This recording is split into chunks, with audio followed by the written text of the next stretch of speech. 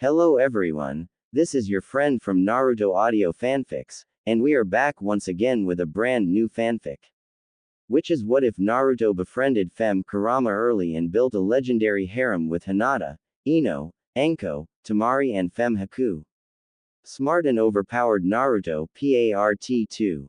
If you enjoy this story, don't forget to hit the like button, thumbs up, and subscribe to the channel for more amazing Naruto fanfics like this. So without wasting any more time, let's start today's fanfic. Two people now currently occupied the office of Konohagakure's village leader at this time, the young blonde-haired and whiskered boy Uzumaki Naruto, and Sarutobi Hiruzen, the third Hokage himself. The boy was sitting in a chair in front of the Hokage's giant wooden desk, looking exhausted and about to nod off to sleep, having been kept from his precious bed all night due to Hiruzen's incessant questions. The old man himself was sitting behind his desk, his elbows resting on it as he rubbed his temples and kept his eyes trained on his surrogate grandson. It was silent between the two for 10 long minutes aside from Naruto's occasional half-snort as he briefly dozed off before jerking awake repeatedly. The young boy was growing frustrated as the silence went on. Quote, comma, quote. Quote, comma, dot, dot, quote. Quote, comma, dot, dot, dot, quote. Damn it, old man. I told you everything, down to every single thing I remember ever since I was born. That proves I'm really Naruto. Please let me go home and sleep, or at least kill me now. I don't care either way, I'm about to drop dead from exhaustion. Naruto yelled, having had enough of the silence and the Hokage's studying eyes. The old man sighed with closed eyes for a moment and leveled his gaze again at the young boy. I'm sorry, Naruto-kun. I just have to be absolutely sure you weren't being taken over by the Kyuubi. Even though you believe what the fox gets pretty touchy about that. Naruto corrected with a foxy smirk. Oi, Kurama growled from inside his head. You finally showed up, huh? Thanks a lot for bailing out on me, damn fox. He thought, then grinned mentally at his tenant's grumbling. She told you about her being controlled, we have to be wary. She is still a clever and powerful entity after all. Though, I admit I am intrigued about how you would turn out if we allow her to supervise your training from now on, the Hokage admitted with a sigh. He thought about the alternative of doing the child's training with some of his top shinobi, but there were always time constraints. Those same people were also quite busy with a backlog of missions due to the lingering effects of the military force being reduced significantly by the Kyuubi disaster. Unfortunately, against his personal judgment, the third had to realize letting the Kyuubi help was going to be the best option for the young blonde in the long run. After another long moment of consideration, the older man stood up to retrieve a fresh scroll and began writing when he returned to his desk. Okay, I'll allow this. Naruto's excited shout of, "Yada!" was immediately followed by the old man raising an index finger with a firm gaze. But, you must keep this secret.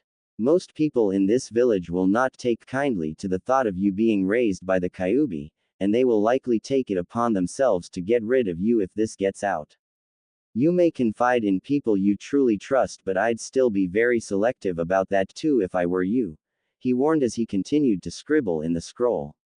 For now, you should work on your physical conditioning and learn to open up your chakra network for molding until you begin your academy career. When your first term ends for the summer, you will be escorted by some of my most trusted people, depending on who volunteers, to a secret training field with a shack far outside of the village during the 3-month break. This will repeat every academy year until graduation, so you will be able to safely practice using the Kyuubi's chakra among many other things, he dictated before his expression turned deadly serious. Any other time until I personally change this, you are not allowed to draw on any of the Kyuubi's chakra anywhere near or within the village's premises unless you have my express permission. Is that understood? He narrowed his eyes at the boy. Naruto locked his gaze with the older man just as seriously, and nodded once without hesitation. The third nodded back, his visage relaxing.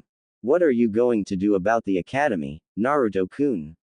I was planning to get you admitted early this year. You should put off going to the academy for this year at least. You need a lot of physical and chakra training to be able to use my chakra without hurting yourself initially. At this rate, it will take about a year and a half before I think you would be ready, which is right when the first 3-month break next year should occur. Kurama suggested. I think I'll wait on that for now if that's okay with you, Hokage Gigi. I'll join whenever my friends enroll, and they said they're waiting till next year. Naruto replied after a moment's thought. The old man nodded with an understanding smile. Let me add that, for now, I would be happy to help provide you with training aids, some low-level jutsu scrolls, and some weapons should you need them in the future. Just come to me and we'll discuss any of that, okay? He got a happy nod before continuing. For now you will be allowed access to training ground 42 since no one is using that. However, you will need a special permit since you are not a shinobi yet. The Hokage finished writing in the scroll and called for an Anbu to appear. Take this to Commander Dragon, please, the third commanded, and the masked nin saluted as he took the scroll and disappeared in a swirl of smoke. I need to learn that. The boy bounced excitedly in his chair while the Hokage chuckled. Naruto, ask the old fart if that training field will have some steep cliffs for climbing. Kurama suddenly spoke, and Naruto reluctantly relayed what the fox asked, having a bad feeling about this. Despite his misgivings, Hiruzen had to smile. That fox knew what she was doing, after all. Yes, there is a large and deep ravine that should suit what you are looking for, Kyuubi-san. I will be sure to include a little something with the training aids when you are ready to have Naruto-kun start on that, the Hokage replied for the fox's benefit. Naruto was confused, and somewhat scared as he saw his surrogate grandfather's knowing smile, and he could feel the fox inside him grin wide in response. The third cleared his voice. I apologize for keeping you here this long, Naruto-kun. I will let you get on your way now, since I have things to take care of in regard to the kidnapping attempt last night. You also need to recover your health, so come back in 3 days for your permit. Have a good day. He stated with a polite dismissal. The blonde boy just nodded with a grin and quickly ran out of the room with a wave. The god of shinobi sighed tiredly as he turned in his chair to look out over his village through the large window behind the desk. He knew the entire village would be buzzing loudly when the news of the Hyuga kidnapping attempt reached everyone. What are you going to do now, A-san? Naruto. So, what do I do? Naruto thought as he sped through the streets toward his apartment, a little embarrassed with getting stares from the villagers this time. He was still topless after he lost his shirt last night, after all. As the old fart said, you need rest. Just get something to eat that's not ramen and get to sleep all day and night. We will get started on organizing your training tomorrow morning. Kurama spoke thoughtfully. Naruto was a little crestfallen since he wanted to get started right away and he wasn't actually feeling tired, but he'd trust her. He stopped by a market that was forced to treat him as a normal customer thanks to the Hokage's interference and bought 2 disposable bowls of cereal and milk. Arriving home, he quickly ate then dived onto his bed, already asleep as soon as his head hit the pillow. He hadn't realized just how close to extreme exhaustion he was. Kumogakure, Raikage's office. The very large, dark-skinned, and muscular fourth Raikage grunted as he lifted a dumbbell weighing 500 pounds, while sitting in his desk's chair. This powerful shinobi named A was deep in thought as he wondered how the Hyuga kidnapping he ordered went. Gaining more Kekkei Genkai users was his father's last order before appointing him the new Raikage. Then that tough old bastard went and got himself killed defending Kumo's retreat against 10,000 Iowa troops after that damn village decided to disband their alliance at the end of the Third Great Shinobi War. A did not have his now deceased father's obsession with getting more Kekkei Genkai users to increase Kumo's might, but he had to admit he was curious about what adding the abilities of the famed Byakugan could do for his military. Kumo was not well known for its sensing and tracking capabilities. Hell, A only found just one amazing sensor in Shia from the latest crop of shinobi coming out since the last Great War. When this peace treaty negotiation came up, the Raikage decided to take a chance and made the order to sneak one of his retired Junin into Konoha as an ambassador. Now all he could do was to just wait for any news to come back to him. There was urgent knocking at the office's door. A carefully put the dumbbell down onto the floor, which creaked loudly under the weight, since he didn't want to get berated by his lovely new secretary for destroying his office again. After a loud grunt of, "Enter," a Chunin in charge of the messenger hawks burst in, breathing hard with a scroll in hand. "Raikage-sama, there's bad news from Konoha." "What?" The Raikage growled as he rose to his feet and moved to the Chunin. Snatching the offered scroll and opening it quickly, he began reading. His mood began to darken with each line he read and, upon reaching the end, crushed the scroll in his closed and trembling fist. He then growled in rage as he slammed one of his massive fists into his desk. The strike easily obliterated it into splinters. The Chunin stood stock still, as if making a single movement would alert the enraged Raikage to his presence, but A only took a deep breath while the dust from the desk cleared and took a moment to think. He wasn't going to give up on this. Fortunately, the treaty that Kumo and Konoha signed was real and binding despite the true nature of the ambassador being revealed. He'd make use of that if he could find a way. Chunin, send a message to our spies in Konoha. Have them find a copy of the report on exactly what happened with our guy. I need all the details, including any witness background details. Fastest speed. He barked in a tone that brooked no hesitating. The messenger Chunin quickly nodded and sprinted out of the office like a bat out of hell. Early next morning, same location. The Raikage entered the office after finishing his usual early morning workout regime. He sighed in disgust as he remembered how he had to deal with the council yesterday and spent all day assuring those lazy bastards that he would find a way to get something out of this fiasco. He was so close to using his lariat on all of them and then adopt Konoha's style of military dictatorship. The council's pressure was part of the reason why he pulled the trigger on this kidnapping attempt. Now he was already realizing his father might have happily dumped the Raikage title on him and rushed to death just to avoid dealing with the council ever. And all the damn paperwork. He sat behind his new desk to absent-mindedly lift some dumbbells and shake out evil thoughts about decapitating pompous asses. After about 30 minutes, there was a knock at the door. Another loud, "Enter," revealed the same messenger Chunin. "Raikage-sama, we got the information from our spies in Konoha." These were sealed into the Hawk's message scroll. The man spoke quickly as he presented just 2 scrolls. A raised an eyebrow. Did they not have time to gather more files on other witnesses? No, sir. There was only one legitimate witness at the time of our ambassador's death. There were 2 others present, but they were the clan head and his daughter, so their accounts could be dismissed as biased in any court. The Raikage's other eyebrow joined the first one at this interesting development. He took the 2 scrolls, then sent the Chunin out. He laid them out on his desk and took his time reading over the detailed account of exactly how it happened, and then looked over the witness file. A's eyes widened at the interesting history of this person.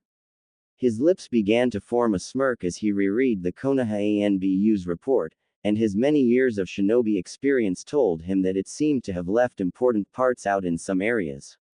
Apparently there were some secrets involved with this incident that they could not carelessly put on an official report for even their own shinobi with high enough clearance to read over.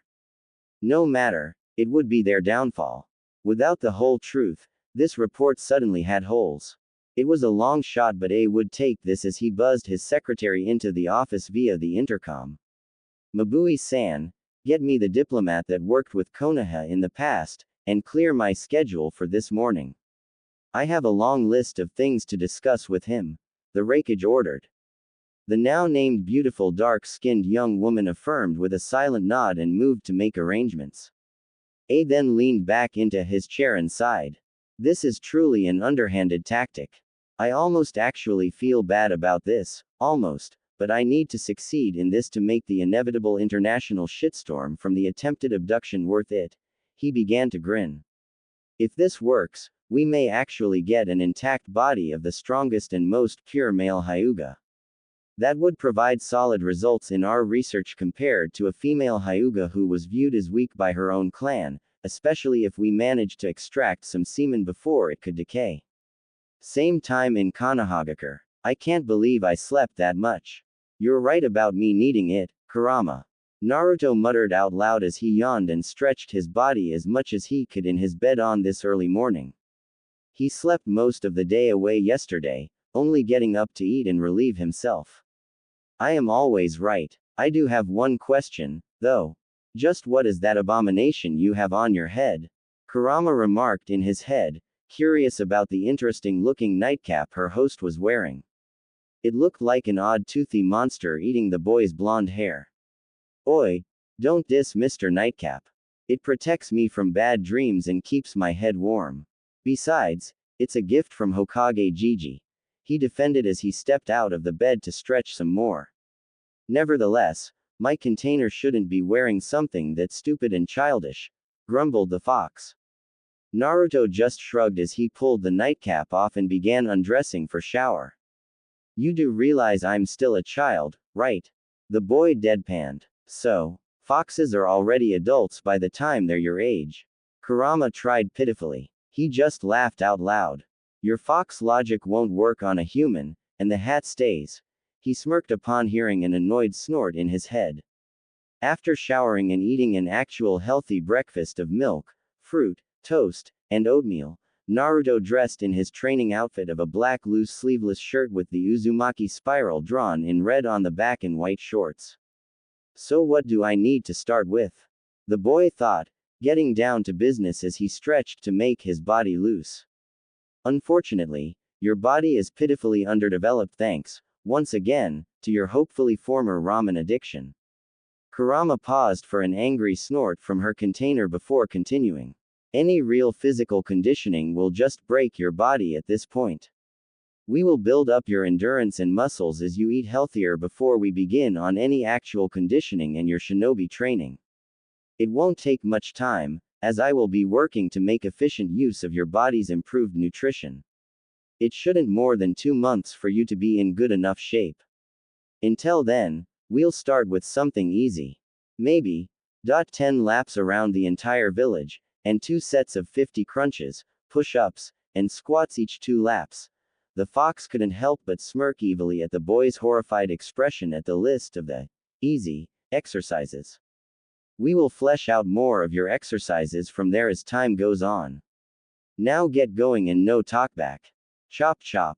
The hidden Anbu guarding Naruto eventually wrote in their daily report that they heard their charge loudly cursing a damn fox, as the boy left his apartment for his long morning of tort exercises.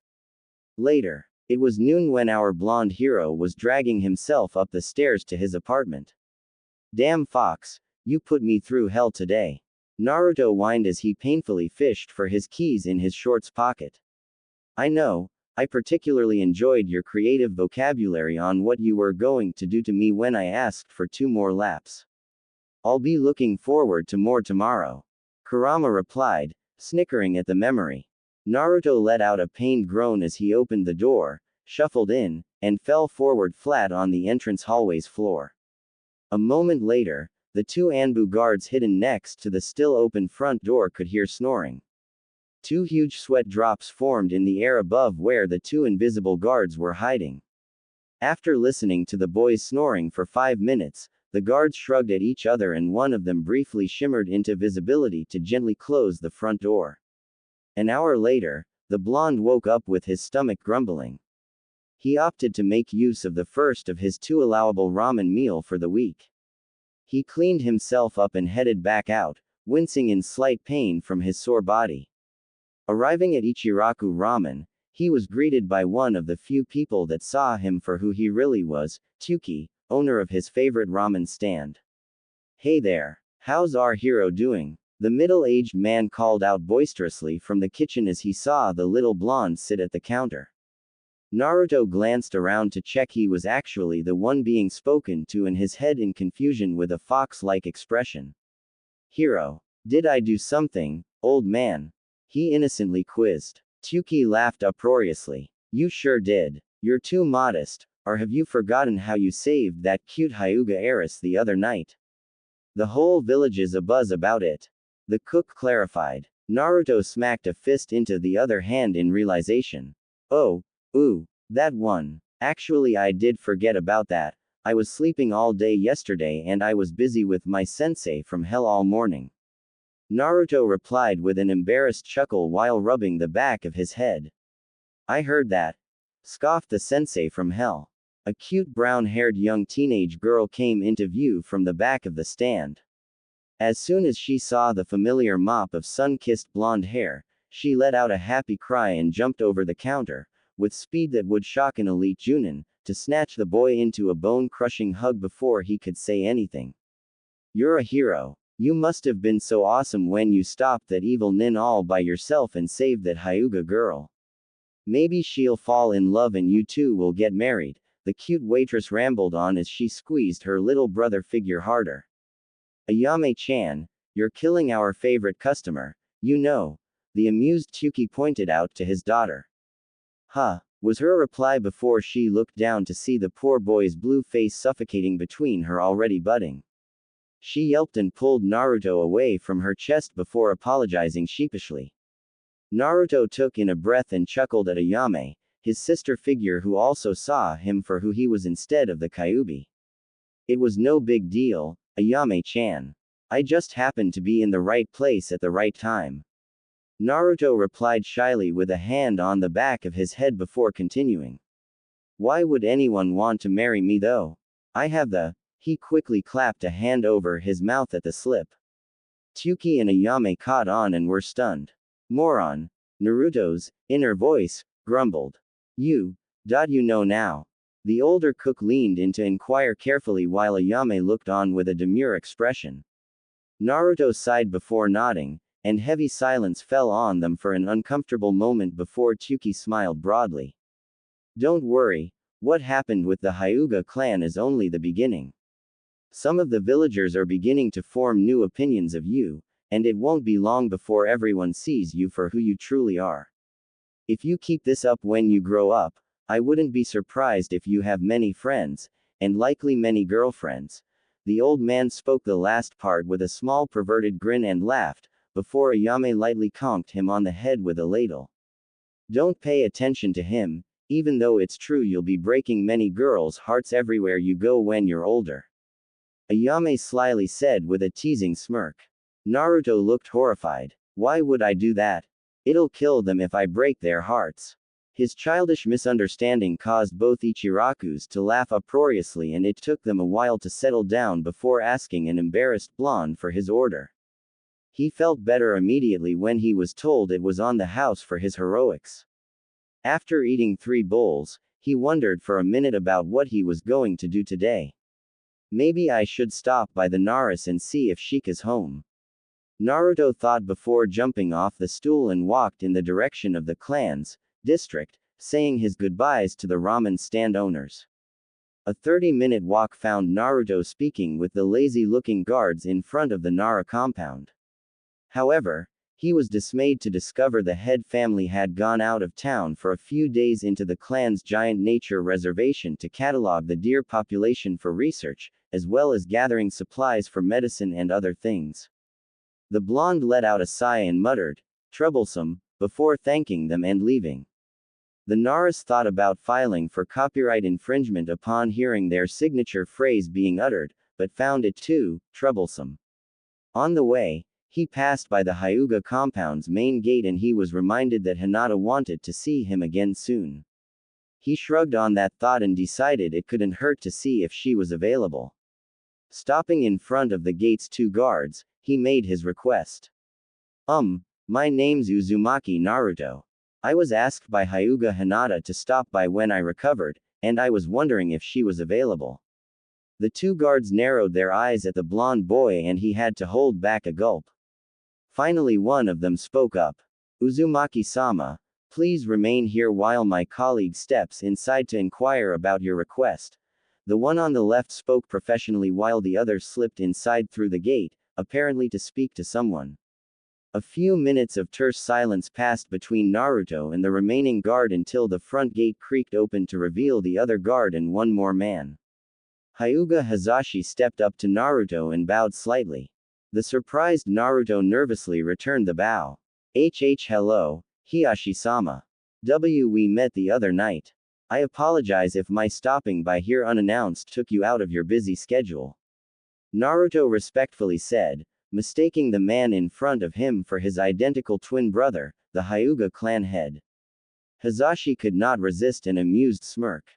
My sincerest apologies, Uzumaki-sama. We have not officially met and it was dark the other night, but please do forgive the confusion. I am not Hiyashi-sama, but his twin brother, Hazashi. The man paused as the boy flinched in surprise and confusion. The boy allowed himself to have a closer look and he did notice that this man was wearing a hitai on his forehead compared to Hiyashi being completely free of any headwear. I was asked to greet you and take you to our meeting hall since that is where my niece is being trained by her father.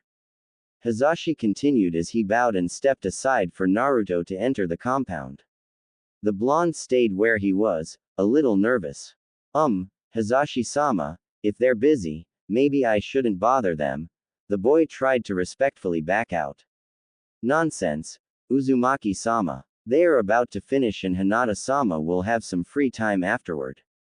In the meantime, I'd be happy to escort you until then, insisted Hazashi. Naruto reluctantly gave up and went inside with his escort. The sight Naruto saw as he entered through the gate flabbergasted him. He was immediately surrounded by a gorgeous garden on the sides and a long and thin reflecting pool forward of him. The pool was filled with beautiful and colorful koi fish, and vibrant green and white lily pads peppered the surface. The inner gardener in him squealed like a fangirl as he observed all kinds of rare plants and flowers in the garden surrounding the entrance. This was a clear display of the clan's wealth, and also their appreciation for the beauty of nature. As Naruto followed Hazashi around to the left side of the long reflecting pool, the garden opened up wide for him to see many impressive traditional Eastern-style houses littering the enormous compound. This was like a small village within Konoha. The long and narrow reflecting pool seemed to almost split the entire compound estate in two with several ornate wooden bridges allowing access to either side. However, Naruto seemed to notice the odd discrepancies between the houses on the left side of the pool and the ones on the right. He also noticed that he was being taken to a giant traditional meeting hall at the other end of the pool, opposite the main gate. Hazashi-sama. He tried to speak before Hazashi politely interrupted him with a shake of his head. Uzumaki-sama. Please do not refer to me with, sama. I am not the head of this clan. My brother is. He replied politely with a small smile. Okay, Hazashi-san then.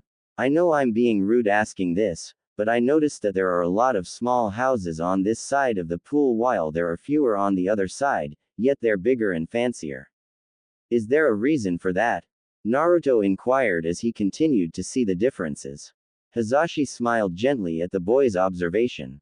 Usually a child like him would be staring into the pool the whole way, not even bothering to look around and notice the subtle darkness of this clan. Even the more mature and adult guests were only interested in the more luxurious offerings. Uzumaki-sama, since you may be coming here to visit more often, I am inclined to give you a brief history of this clan. That way, you will understand some of the things we do here. Hazashi spoke as the two walked slowly alongside the pool to the meeting hall. Since this village was founded and our clan moved here, our dojutsu, the Byakugan, was revered about as much as the Uchiha clan's Sharingan. In the beginning, we had to deal with our enemies trying to capture members of this clan to put the Byakugan to their own use, which is what you just saw happen with the Kumo Nin the other night. Almost immediately, the clan leaders of that time came up with a seal. It would effectively protect our Byakugan from capture by permanently sealing our eyes if they were removed forcefully or death occurs. It worked brilliantly. With this method, it was almost impossible for any enemy to capture the Byakugan. It incurred a high cost, however. Hazashi paused to take a breath. Naruto was paying full attention. What cost is that? The boy wanted to know more. Total subversion for the ones who carry the seal. There are two groups in this clan, the main and the branch lines. Whoever has the seal belongs to the larger and more populous branch line of this clan. Hizashi explained as he pointed to their left at the large collection of small but well-kept houses, then pointed to their right across the pool at the more luxurious houses. Those who doesn't have the seal belong to the smaller but more powerful main line, and they are in charge of the entire clan. The main members usually are raised to control this clan, deal with politics, and other more important functions. The branch members are allowed some freedom, but they must obey whatever any main member commands.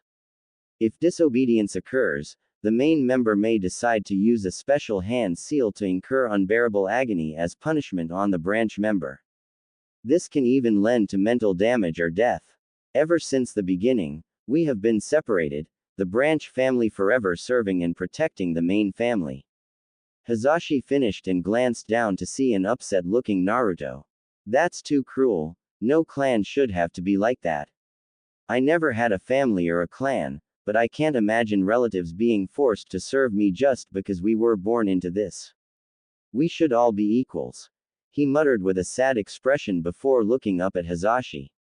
Hizashi-san, you're a main member then. I mean, your brother is the clan head, so it makes sense, right? Hizashi shook his head with a sad smile, much to Naruto's shock. I am of the branch line and I serve my brother. The seal is here, Hizashi replied as he pointed to his forehead covered by the Hittite. My brother came into this world a few minutes before me, and that was the difference between us because we are even in skills, intelligence, and other attributes. The main family groomed him while I was branded with the seal. In addition, because I was a few minutes late and ended up on this side of the pool, my son, despite his potential as an incredible Hyuga prodigy, was automatically branded. My two nieces will eventually have to face the same fate as my brother and me someday. When Hanabi-sama is old enough, the clan elders will determine who would be the true heiress of the clan and the other will be moved to the branch family.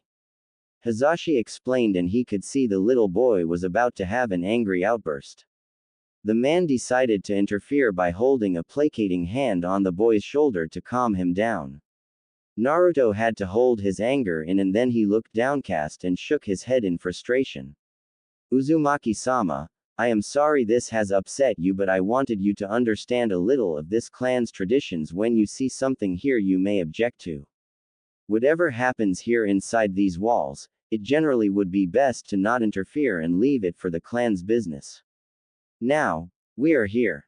Hizashi pointed out as they arrived at the main meeting hall's large double doors. Hizashi opened one of the two doors, allowing Naruto to step inside, and followed him in. They moved down a hallway, and they could hear grunts and fists striking flesh. Hizashi opened a smaller set of doors, and Naruto finally caught sight of the training area. It was apparently set up as either a meeting or dueling hall with 3 cascading rows of wooden benches surrounding a very large flat square area set against the back wall.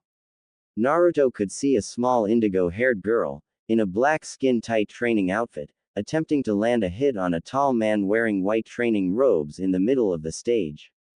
They were obviously sparring. The boy felt a hand on his shoulder, and he glanced up to see Hizashi silently nodding his head toward a particular section of seating.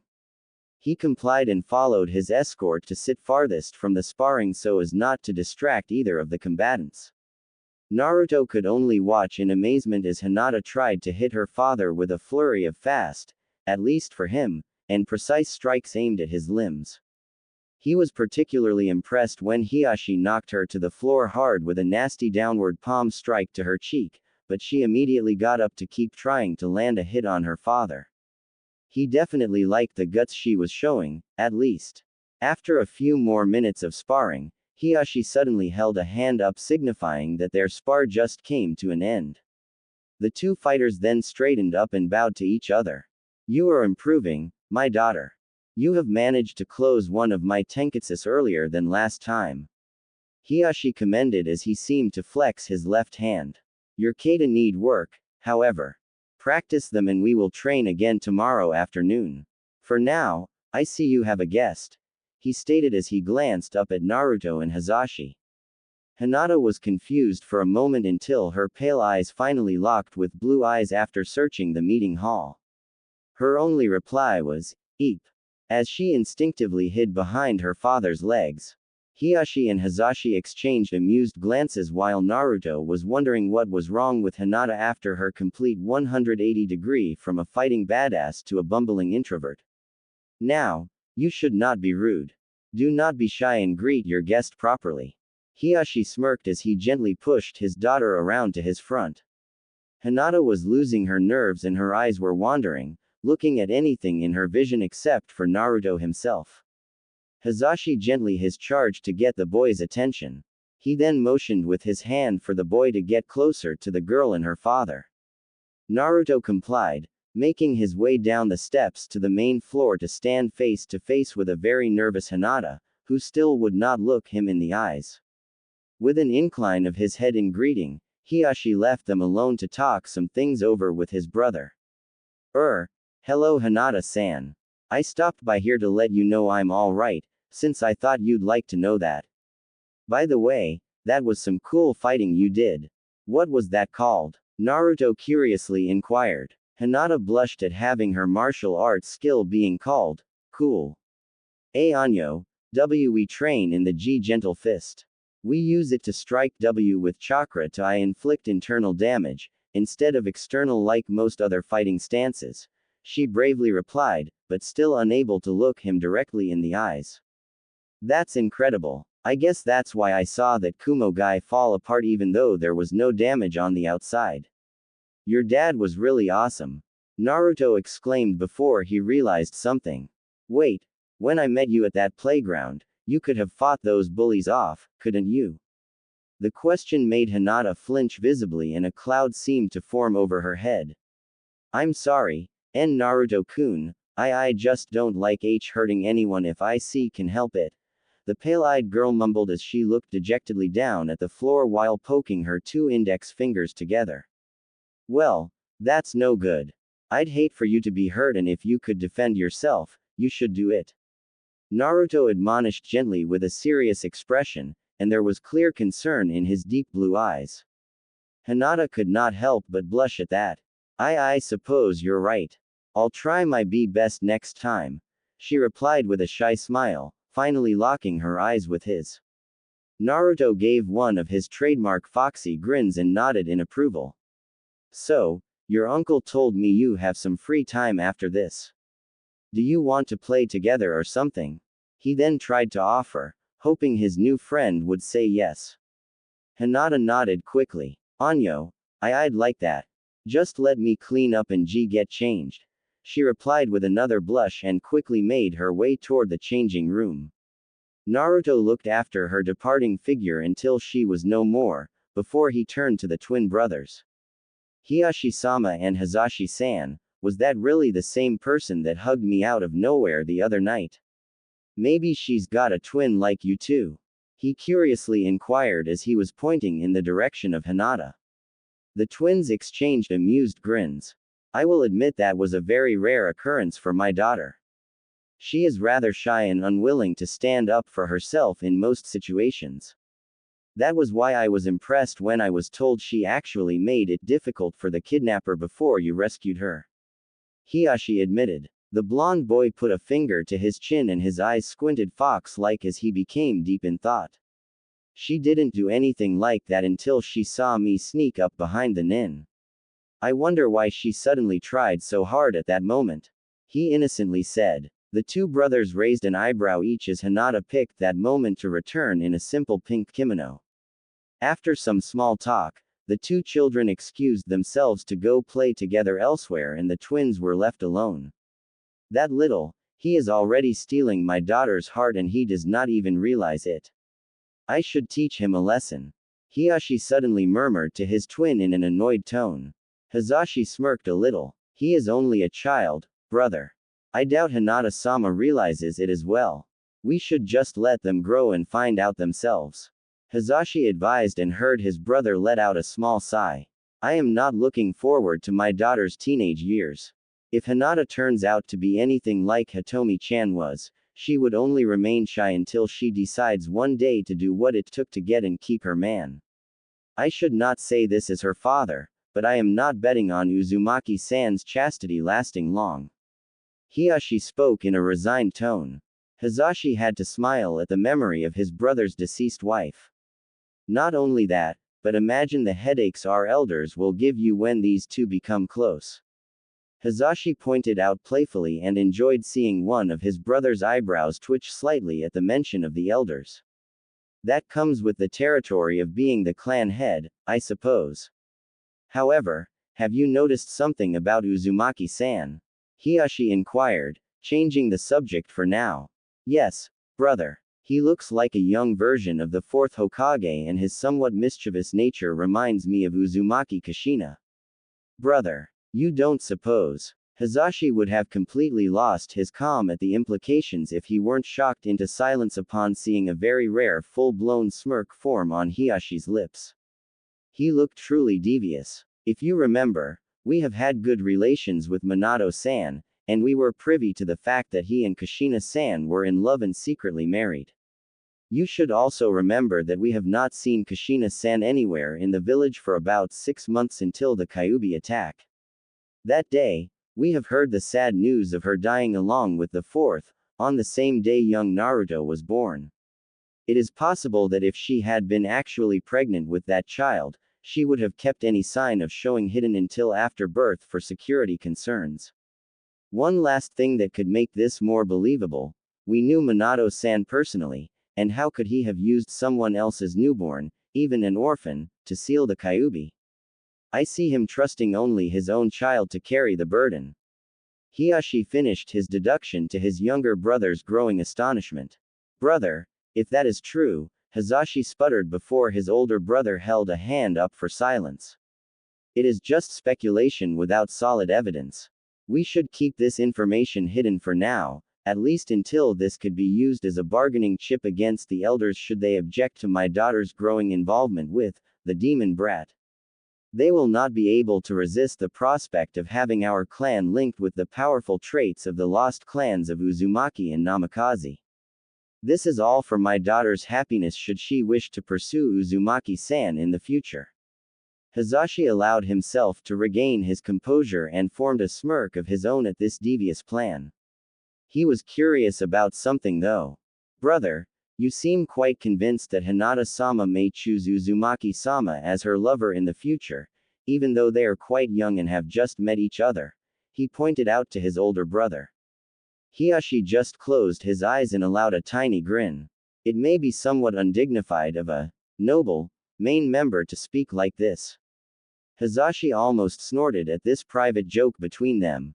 They never agreed with this clan's segregation and took to occasionally poking fun at that tradition. But I would have to call this a hunch. A very good one, too. Hiyashi finished vaguely as his thoughts went back to when he met Hitomi at around the same age as Naruto and Hinata now. His daughter was so much like her mother it almost frightened him.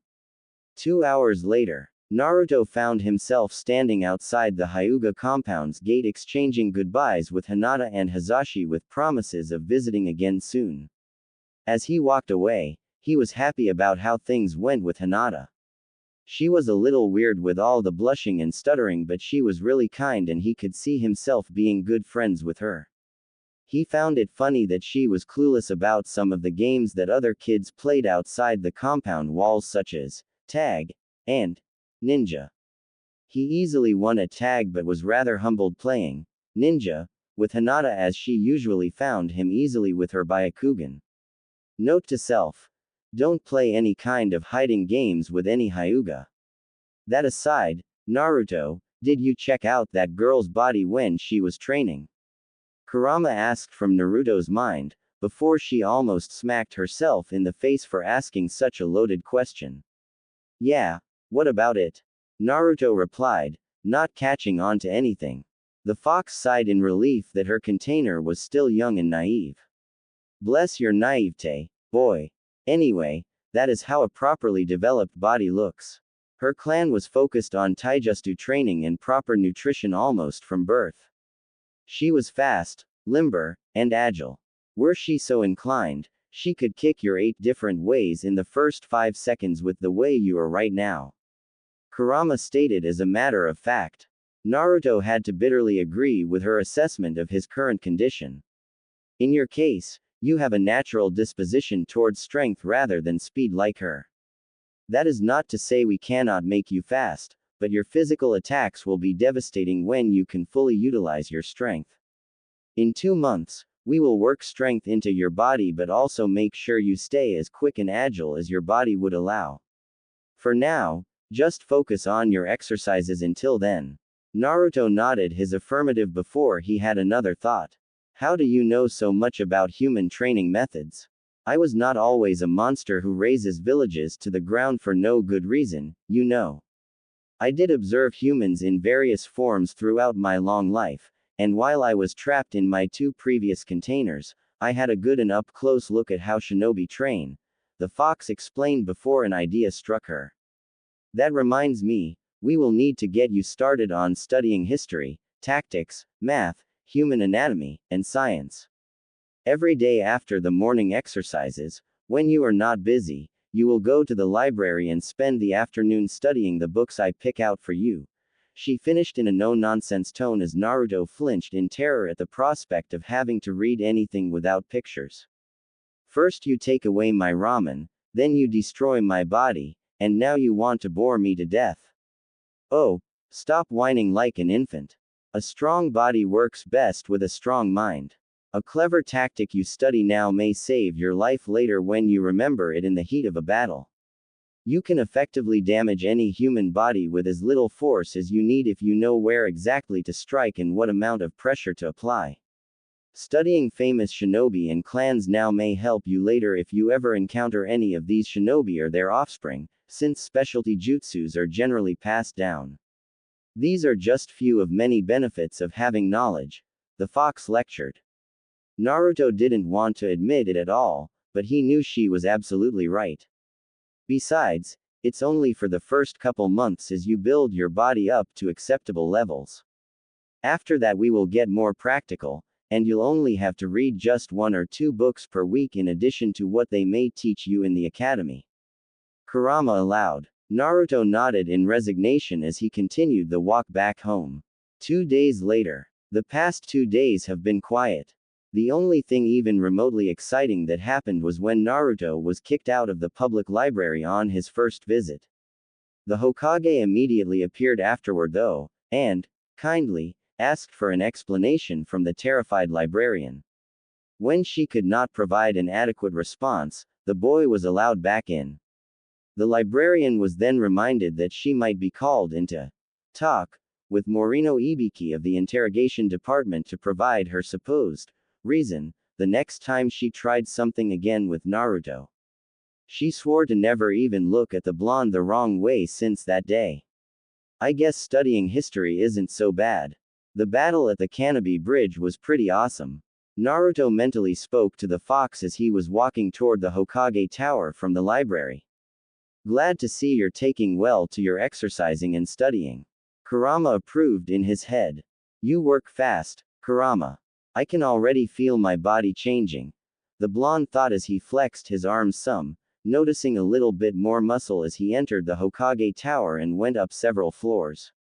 He noticed a lone figure walking down the stairs from above. He scowled when he saw the cloud insignia on the man's armband, denoting that this man belonged to Kumogakure. The man was wearing the most arrogant and victorious smirk the young boy had ever seen on anyone. He did not pay the wary blonde any notice as he passed by and continued down the stairs out of the building. Naruto was glaring holes into the man's back the whole time until he was out of sight. He then disgruntledly spit on the floor where that man stepped through and continued up. Something was wrong, and he could feel it with each step he took closer to the Hokage office. There was a feeling of heavy pressure in the air and it seemed to be trying to crush him. By the time he reached the landing, he noted the secretary by the office's door was gripping onto her desk's edge with white knuckles and trembling, clearly scared out of her wit. At this point, The pressure was so strong and deadly that the boy himself felt like running back down the stairs and all the way out of the village, never to return. This is that old fart's killing intent. He's seriously pissed. The fox calmly clarified. I'd say, I want to faint and he's not even directing it at me. I think it had something to do with that Kumo guy. I've never seen Hokage Gigi this angry. Also, it doesn't sound like this is bothering you one bit. Naruto inquired of his tenant, who just scoffed. Please, this is like a gnat threatening a full-grown elephant. The fox replied dismissively. Says the one who left me to his mercy the other night when he was asking, nicely, about us, huffed Naruto.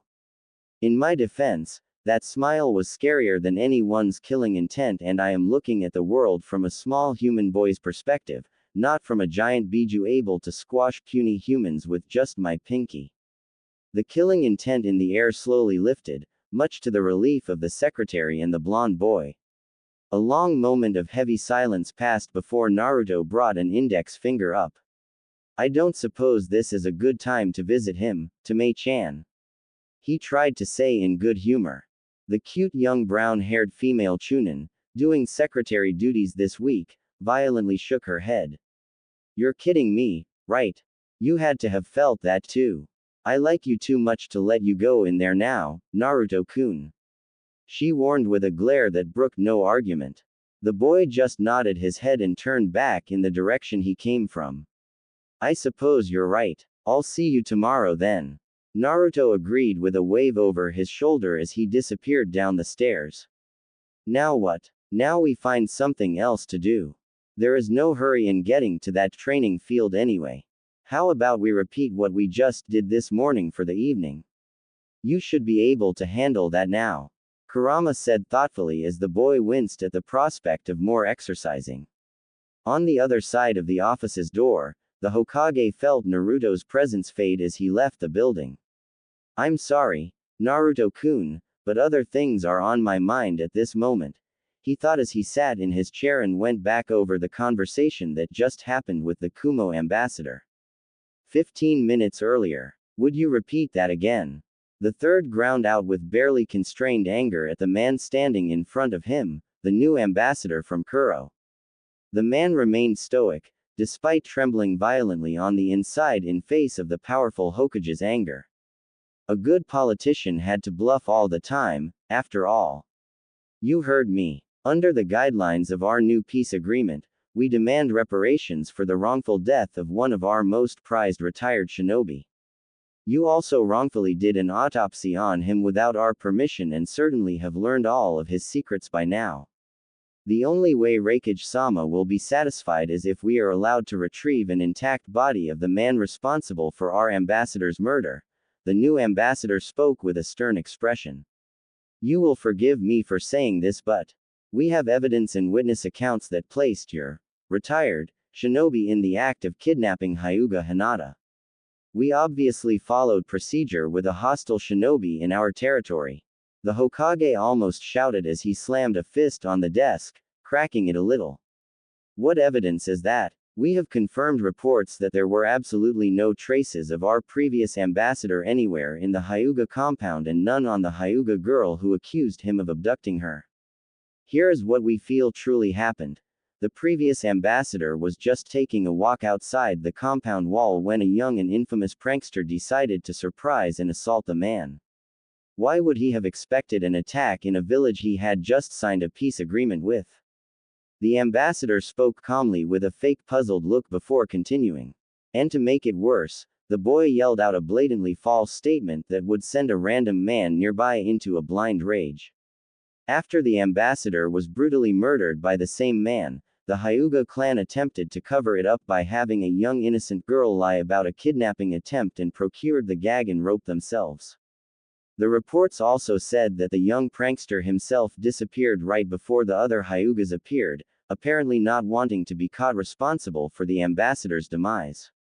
Because of that, he cannot be considered a reliable witness, even if we did not take his history of being an untrustworthy public nuisance into account, the ambassador said, laying out all his carefully prepared lies. The Hokage kept his deadly glare burning into this hateful man, but inwardly he was stunned. What this man said nearly matches the official Anbu report word for word. That Kumo kidnapper really did not leave any trace, even on the young girl and the ropes, which was a near impossibility. How did Kumo get their hands on the report in Naruto-kun's file? Because the Anbu reports could be accessed by any nin with high enough clearance, I ordered them to strike Naruto-kun's near-death experience, the Kyuubi's chakra, and any evidence, including the blood and kunai used by the Kumo nin, from the official record. This was all done to protect the S-ranked secret of Naruto-kun's Jinchuriki status. I didn't think it would come back to bite us in our collective. I honestly believe we have a better case than you do, and we will win if we held court in neutral territory over this, especially when we call your entire village in as witness to the young prankster's character. With that, I will repeat our one simple demand. Give us the intact body of the man responsible for our ambassador's murder. If you do not comply, I have been personally authorized by the Reikage to declare our newly signed peace treaty dissolved and we will escalate our military's presence on our border, the ambassador reiterated. You dare threaten us? The third snarled, increasing his killer intent at the ambassador, who blanched a little. We are simply doing what was required in response to the unprovoked murder of one of our most respected retired shinobi. Are you sure you want to risk heavy losses for an alleged murderer if things were to escalate between us?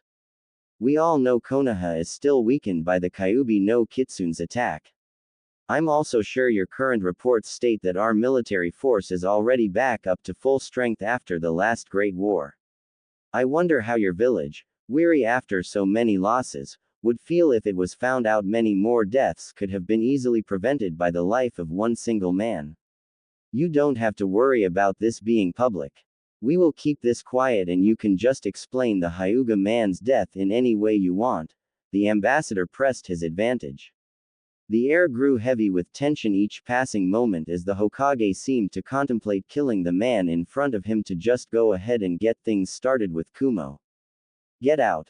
The god of shinobi finally spat out before he did something he would regret. The ambassador decided not to press his luck anymore and made for the door. I will be back later tonight for the official response, he quickly blurted out before exiting. After Hiruzen felt Naruto come and go and he had a few minutes to gather his thoughts, he realized there was no way out of this. It would either result in the death of one man or the deaths of many in a village with its morale still low and tired of death. He sighed and waved his hand. A dog-masked silver-haired Anbu instantly appeared in front of his desk. Inu, you have heard all of that. Find the leaks in the Anbu information network and seal them. Use any means necessary, and I don't care who were responsible. Just make sure to pump them for all information they have before they disappear, he ordered. It shall be done, Hokage-sama. Kakashi almost growled from behind his dog mask, angry at having been compromised. He then disappeared out of the office to carry out the new orders. Hiruzen, who was feeling every bit of his old age, tiredly stood up and looked out the window at his village, as if this would help him come to a decision. He remained staring at the sun slowly setting beyond the majestic forest surrounding this quiet village for almost an hour, before he finally turned around and buzzed to Mei on the intercom. The coming darkness seemed to signify the Hokage's sober mood. Get me Hyuga Hiashi. Tell him this is urgent. Hiruzen, who was feeling every bit of his old age, tiredly stood up and looked out the window at his village, as if this would help him come to a decision. He remained staring at the sun slowly setting beyond the majestic forest surrounding this quiet village for almost an hour, before he finally turned around and buzzed to Mei on the intercom. The coming darkness seemed to signify the Hokage's sober mood. Get me Hyuga Hiashi. Tell him this is urgent. Later in the evening in the Hyuga meeting hall. This is unacceptable, brother. How could you have already agreed to this? Hizashi exclaimed at his older brother just after Hiashi relayed the Hokage's account of his meeting with the Kumo ambassador. They were standing on the main floor among the top elders from both branches of the clan as they argued over this development. Your brother is right, we cannot allow you to be sacrificed. You are the head of the Hyuga clan, the most noble and respected clan in Konohagakure. Even more importantly, we also cannot allow our Byakugan to fall into their hands. Cried one elder. Let the cowards fight us. We will beat them back like we always have done. Another elder raged. Hiashi held out a hand for silence. I appreciate your sentiments. However, we have no choice in this situation. Kumogakure has outmaneuvered us completely. Even if we decline the reparations, then go to war and somehow come out victorious, what do you think will happen? This country, weary of conflicts, will blame this clan for this new conflict and we will lose our reputation and standing. This is my fault, since I have killed the man in blind rage without any thought to the consequences afterward. I have failed one of my own teachings in always accessing any situation with a calm heart and mind. For that, I must pay. Hiashi stated calmly, obviously prepared to meet his fate. This does not mean you should just give yourself up. You have a responsibility to rule over our clan and ensure its continued prosperity. Hazashi tried to reason with his older brother, but he and the other rebellious elders were suddenly struck silent by a large blast of killing intent. That is enough. This has already been decided. Our loyalty is to the village first and the clan second. It was, has been, and will always be that way for as long as this village stands. I will not allow myself to be the one person responsible for the possible destruction of our home and our children's future. The clan leader paused to calm himself. I only came here to inform you of my decision and offer my goodbyes, not to allow any of you to change my mind. I have already spoken of what I need for all of you to do after my death, and I expect all of you to carry out your tasks. Hiashi then directed his gaze at his twin. The same goes for you too, my brother. You must understand why I have to do this, and I expect you to raise my daughters alongside your son to be strong in my stead. Now, I do not have long, and I wish to spend my remaining time with my daughters before I leave to face my fate. I wish you good fortune after this dark day. Farewell. He finished his speech. He then immediately walked out of the hall, pointedly ignoring several still protesting elders in his wake. Hazashi clenched both of his fists hard enough to draw blood and gritted his teeth. It is you who do not understand that this clan will fall apart without you. The elders will panic and try to use both your daughters to gain more power and influence with others who would take advantage of the confusion. I cannot imagine them ever being happy when they may be used as political tools any day. Worst of all, I will be powerless to stop all this because of this damnable seal. He almost growled at that thought, before his expression softened some. I can feel this clan is inching ever closer to the day when this segregation would end and my son will be one of the first few to be set free. However, I fear that will never come to pass without you as clan head to oversee this. For once, the clan truly needs you more than the village does, and I will go against my own fate in order to save you and this clan, brother. Hazashi left the hall with a determined gait, heading for his house. Hazashi's house, a few minutes later. Hyuga Neji knew something was wrong tonight. His father hadn't come back home yet and the entire compound was in an uproar. He had a bad feeling about tonight, as if his life would change forever after this. It was just like the night before he lost his mother on her last mission when he was younger. The front door opened swiftly to reveal his grim-faced father entering. Hazashi then immediately went into his bedroom to get changed from his gray robes into a set of pitch-black mission robes, as if he was getting ready for a night mission. Neji was watching all of this with increasing trepidation. Is something the matter, father? He tried to get his father's attention but Hazashi continued his preparations, seemingly ignoring his distressed son. Only when he finished a few minutes later did he turn toward and kneel down in front of the young boy with an expression that seemed to say he was going off to a battle he would not return from. Neji's lips began to tremble and tears were now streaming down his cheeks. Neji, my son, I need you to know that I am extremely proud of you. Despite that damnable seal on your forehead, you continued to excel and outshine everyone else in this clan, even your two cousins. It is because of that you will be able to live on and grow stronger even when I am not around. Tonight, I am going out to make a choice I can be truly proud to call my own after having been mocked by fate my whole life." Hazashi then gripped his crying son's shoulders tightly. "Someday, you will be freed from your curse, and you will be able to make any fate your own. In the meantime, continue growing strong and do your best to protect the clan and those that are precious to you. Do you understand me?" Hazashi implored of his son. Neji was stunned at his father's unusually passionate speech, but he didn't dare say anything for he believed if he did, then his father would take that as the cue to leave and not return. Unfortunately for him, Hazashi continued anyway by tightly hugging his son with a whispered, "I love you," before releasing and rising to leave. Neji did not want this, and quickly latched on to his father's leg tightly. "No, father. You can't." His pleading was cut short by his father's soft chakra strike to the back of his neck, completely unseen. He instantly relaxed and fell limp in his father's arms. As he was gently laid on the living room's couch, the last thing Neji saw before his eyes completely closed was his father putting a blanket over him with a serene expression, like how one would put his son to bed any night. Same time at Hiyashi's home. Hiyashi stared down at his two beloved daughters sleeping in each other's arms in their favorite place, which was a large and very comfortable chair in the living room. Hinata and Hanabi apparently tried to stay up late because their father was suddenly called away for his talk with the Hokage. They wanted to greet their father when he came home finally, but they fell asleep before that. Hiyashi smiled forlornly. He did not want to leave them, but he wouldn't allow them to experience war if he could help it. He reached down to gently rub Hinata's forehead.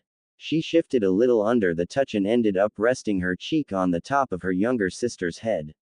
Hanabi was curled up in a small ball on Hinata's lap, her head resting against her older sister's chest. Hiyashi let out a shuddering sigh and allowed a tear to roll down his cheek before wiping it away. He would truly miss them, and prayed to every deity out there that they would pull through after his death with his brother helping them out. After a long minute of standing over his sleeping daughters, he gently laid out a blanket over them to keep them warm. After one more reluctant glance, he then quietly left the living room and was about to make his way out when he was stopped by a female voice. "Will you be coming back, my lord?" It took all he had to not show visible shock at being addressed out of nowhere. Slowly turning his head to glance in the direction of the voice, he found one of the female branch members, Hyuga Tomo, standing off to the side wrapped in a simple sleeping yukata with her arms crossed underneath her ample bust. Her fingers were nervously gripping her elbows. Her long and luscious black hair, reminding Hiyashi of Kushina's memorable red hair due its incredible length and volume, was braided now for sleeping and hanging loosely over her shoulder. She was an incredibly beautiful woman even for the usually high standards that all Hyuga women easily met. She was also kind and motherly, which was why he personally selected her as the primary caretaker for his daughters after Hitomi's unfortunate death.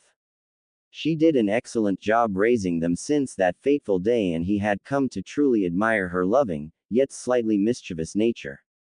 None of that was present on her terrified expression as he stared unblinkingly at her for a long moment. "Yes, I am." That didn't seem to calm her at all as she nodded jerkily with hitched breaths. He didn't think she was convinced at all, and let out a small sigh. "Tomo-san, I do not believe I have told you yet that I am eternally grateful to you for helping raise my daughters. I feel we would have been lost without you around, and they truly do consider you to be their mother now, if not by blood at least." Tomo took a shuddering breath as she allowed several tears to escape her pale eyes. "Why you honor me with your kind words, my lord.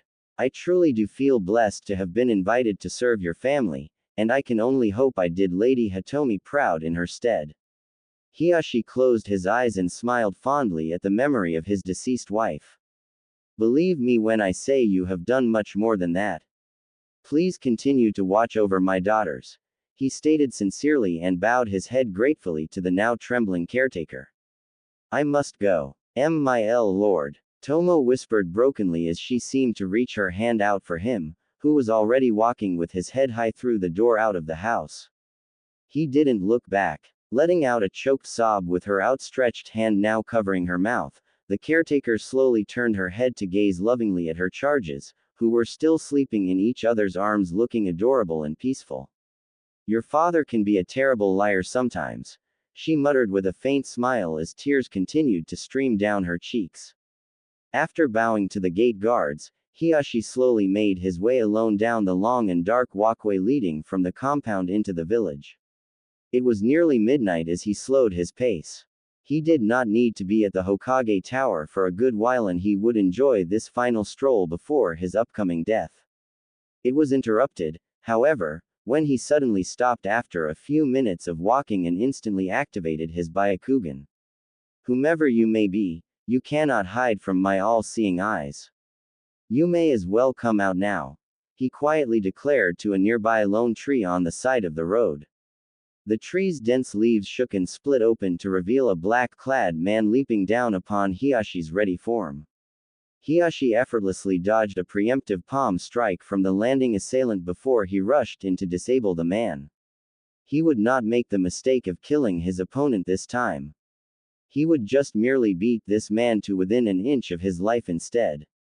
He opened with a blindingly fast flurry of two-fingered chakra strikes, which his attacker easily parried or matched blow for blow. Dancing around each other like a pair of graceful performers, the two combatants descended into a beautiful and almost quiet exchange of blows and parries that went on for a long minute with neither party landing a successful hit. It wasn't long before Hiyashi realized he was facing a gentle fist user, and an excellent one, too. He was also irritated to find that his Byakugan couldn't penetrate through the man's head wrappings, preventing his attacker's identity from being revealed at this moment. Somehow, this man had access to the anti-Byakugan seals usually used by Anbu for their masks. You aim to defy your clan head's wishes. Why? He quizzed tersely as he increased his tempo to try to overwhelm his attacker. The black-clad man remained silent, however, and easily matched his pace, before shoving him back to get some distance. This was so he had room to spring into a fast combo that just barely managed to overwhelm Hiyashi's defense, leaving him with a numb right arm. Frowning at his unmoving arm as if it betrayed him, Hiyashi snapped back to the attacker with a cold glare as he reared his left arm back. Hake Kusho, 8 trigrams vacuum palm. A powerful and precise blast of pure chakra shot out of his palm in the direction of his attacker. However, the black-clad man was prepared and easily somersaulted forward high into the air over the blast. Crack! The blast instead hit the tree the assaulter was just hiding in, breaking the tree's top half off and it crashed to the ground with a loud thump. Meanwhile, the airborne man easily sailed over his opponent, twisting in the air to avoid one more blast of vacuum palm that continued harmlessly into the night sky. He then landed behind Hiyashi, who was already whirling around and striking out to meet this man's assault. However, it was still too much as the assaulter easily rushed in under the strike and deftly disabled his opponent's remaining arm with several more Juken strikes. Hiyashi stumbled back with a growl, not willing to give up even with his arms sealed. He tried to spin to activate his Kaiden revolving heaven. However, his attacker already anticipated this as he quickly dashed in to gracefully land a flurry of Juken strikes along the length of his left leg. Almost stumbling onto the ground in an undignified heap, Hiyashi barely managed to remain standing on his good leg with nothing but the full extent of his pride. He let out a defeated sigh as he watched his attacker relax and straighten up to slowly remove the head wrapping. If I had known it was you from the beginning, I would gone through this scuffle much more carefully and differently. It is rather irritating to have my every move predicted rather effortlessly. The black-clad man finished removing everything, revealing himself as the identical twin of Hiyashi. Hazashi. Indeed, that is why I have hidden my identity. It was the only way to defeat you, Hiyashi. The clan head snorted slightly as he allowed his brother to gently help him over to the tree trunk he just broke in half a moment ago. Do not patronize me. You have always been slightly more skilled than I. I find that interesting, because I believe the opposite. Hazashi retorted with a small smirk as he helped his twin sit down against the tree trunk in a dignified manner. Hiashi would not be able to get to some help on just one leg without crawling, which would be bad for the clan head's image, so the only thing he could do was to wait and recover his mobility. Hazashi squatted down next to him with a regretful sigh. Forgive me, my lord. I feel I must disobey your orders. Hazashi, why are you doing this? You know they will not just give up on this. You should not have stopped me, unless you want to be responsible for the death of thousands. Hiashi tried to reason as he stared his brother in the eyes, despite his immobile body. Any conflict with Kumogakure will not happen, and I will make sure of it.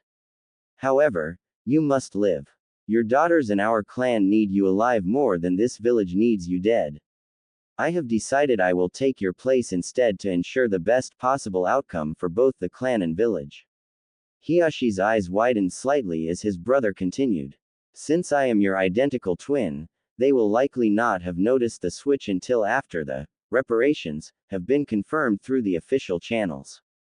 By the time they discover the ruse, there would be nothing they could do without making fools of themselves internationally. As a result, we will be able to keep the Byakugan out of their hands. This is what I have chosen to do in order to protect our clan, and especially our own family. Hazashi explained with a determined expression. What if you are wrong and they decide to go to war anyway? You will have died for nothing, Hazashi. What about your son? Hiashi tried to reason once more, his desperate eyes locking with his twin's steady eyes. Hazashi broke eye contact after a moment, slowly stood up over his brother's form, and stared longingly back in the direction of the Hyuga compound. The people in Kumo would have to be imbeciles to go to war over a false body. Deception is a large part of a shinobi's job after all. We just have to get them to think they have won until it was too late. They then would not be able to do anything without looking like fools. Hazashi let out a slightly exasperated sigh before continuing. For a man with all-seeing eyes, you are blind to how much your daughters need you without Hitomi-sama around. Only you would be able to truly ensure their freedom and happiness, since I will not be able to do much as long as I carry this seal on my forehead. Hiashi had to agree with that assessment, but there was no one else he trusted more than his own brother. Neji is mature and capable already, and you know as well I do that he will be able to handle himself just fine. My only request in regards to my son is that you help guide him into becoming a strong and honorable man in my absence. Hazashi finished and smiled like a prideful father at the thought of his son, before his expression turned somewhat sad.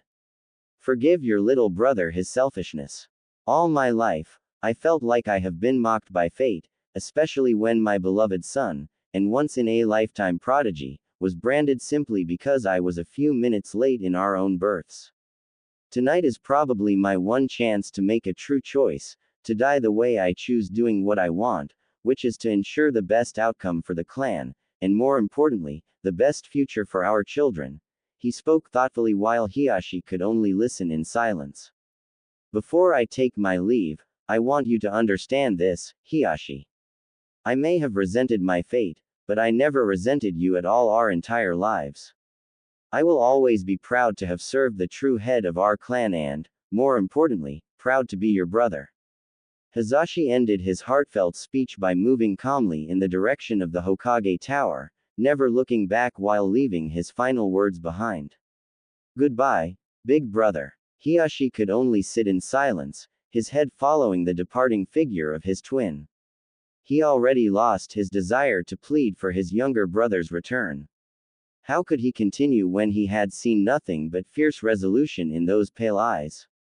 As his immobile body remained propped up against a lonely tree next to this lonely stretch of the dark walkway, his quiet voice carried out into the still midnight air that just barely reached Hazashi's ears.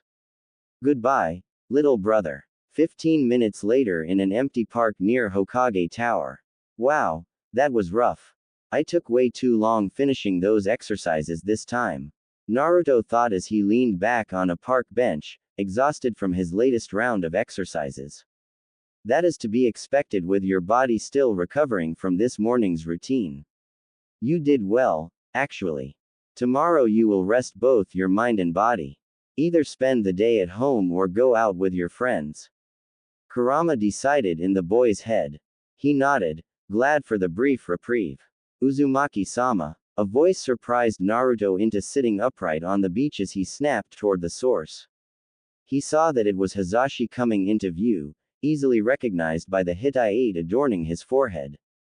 Hazashi-san, what are you doing out here this late? I should be asking the same of you. It is more odd for a young child to be out here compared to an adult merely taking a stroll. Hazashi inquired with a raised eyebrow as he stopped nearby. Naruto put on a sheepish grin and scratched the back of his head. Hee, I'm sure you've realized I'm not like most kids. I was just resting after finishing my exercises and was about to go home when you showed up. Hazashi nodded, satisfied with the explanation. I see, Uzumaki-sama. I am on my way to see Hokage-sama for a mission, so I shall see you around. He politely dismissed the conversation as he made to walk past on the way to the Hokage Tower. Naruto had something on his mind he wanted to ask, though. Hazashi-san, if you have time, I have a question, he called out in an apprehensive tone. Hazashi stopped to glance back at the blonde and inclined his head to show he was listening. I was thinking about what you said the other day about your clan's history and the seal. If it was so bad, why hadn't anyone come up with a better seal? Something that everyone in the clan can use to protect the Byakugan without all that pain and control. Naruto carefully inquired in a neutral tone. Hazashi was surprised by this question and had to take a moment to think over his answer. I am not exactly sure, Uzumaki-sama. My best guess is that, in the beginning, the clan was proud of the seal as it protected their pure bloodline from being stolen and tainted by their enemies. They did not realize the implications that they just laid the foundation for a truly segregated system the clan is using now. By the time the branch members became dissatisfied with the way things have become, the entire clan were already set in their ways. It is now tradition to use the seal and they all just accepted it as the way of life. I suppose that is why not many have thought about modifying the seal up until now, he offered, and Naruto could only furrow his eyebrows together in deep thought. You know, Uzumaki-sama, you are not the first one to ask me this. Hinata-sama asked me a similar question not too long ago, the Hyuga added. The blonde glanced up at him with a raised eyebrow. Hinata-chan did, so she doesn't like the system either. Hazashi shook his head. She never has. She is kind, does not enjoy having servants, and she hopes to one day see the use of the seal band. Wow, I was going to say that, since I might be Hokage one day, I was going to fight to get this seal band and have them find another way. However, it looks like it'd be a lot easier when Hinata-chan get to be the next head of the clan and we could work together. Naruto muttered thoughtfully as he cupped his chin and squinted his eyes fox-like. Hazashi raised an eyebrow and kneeled down in front of the boy to level his pale-eyed gaze with a pair of blue eyes. What makes you believe you might be chosen as the Hokage? I just began training, but I'm going to be the strongest shinobi ever. I have to if I want to protect my precious people. And when you become the strongest shinobi in the village, you become the Hokage, right? It's just natural. Naruto replied as if this was the most obvious thing ever. The Hyuga was instantly reminded of the fourth Hokage at this reply. He raised his other eyebrow, then broke into a chuckle. Naruto was a little unnerved by seeing a composed Hyuga chuckle heartily. Maybe that's why they wear such stoic expressions. It's pretty disturbing. I agree wholeheartedly. The older man suddenly ruffled the blonde's hair, much to his cry of chagrin, and stood with an amused grin. Uzumaki-sama, you will have to work hard then since there are many powerful shinobi out there, but I believe you may be able to do it as long as you have your precious people to think about. My son, Neji, will be incredibly strong and he might aim for that Hokage seat someday as well. You two may likely end up being rivals. The man had to smirk deviously at the boy's slightly affronted expression at the thought of someone being as strong as him in the future. However, I also have high hope that the two of you will get along eventually and be good friends. Now, I need to go, so be sure to get home safe and have a good evening. Hazashi finished by bowing slightly and turning in the direction of the Hokage Tower to begin walking again. Hazashi-san, can you tell me what this mission is? Naruto quickly blurted out. The older man stopped for a moment and spoke without turning around. I cannot tell you, but I can say it is to protect my own precious people. Goodbye, Uzumaki Naruto. Naruto watched the Hyuga disappear into the darkness toward the Hokage Tower, feeling a slight bit uneasy. Oi, let's go home. There's nothing to do out here. Kurama suddenly spoke up. Naruto frowned, but just shrugged and began making his way toward his apartment. The fox was deep in thought, however. That man had the eyes of a warrior who's content with all he did and is strolling toward his death as if it was a simple walk in a park. Something is happening tonight, but it's best not to let this boy know just yet.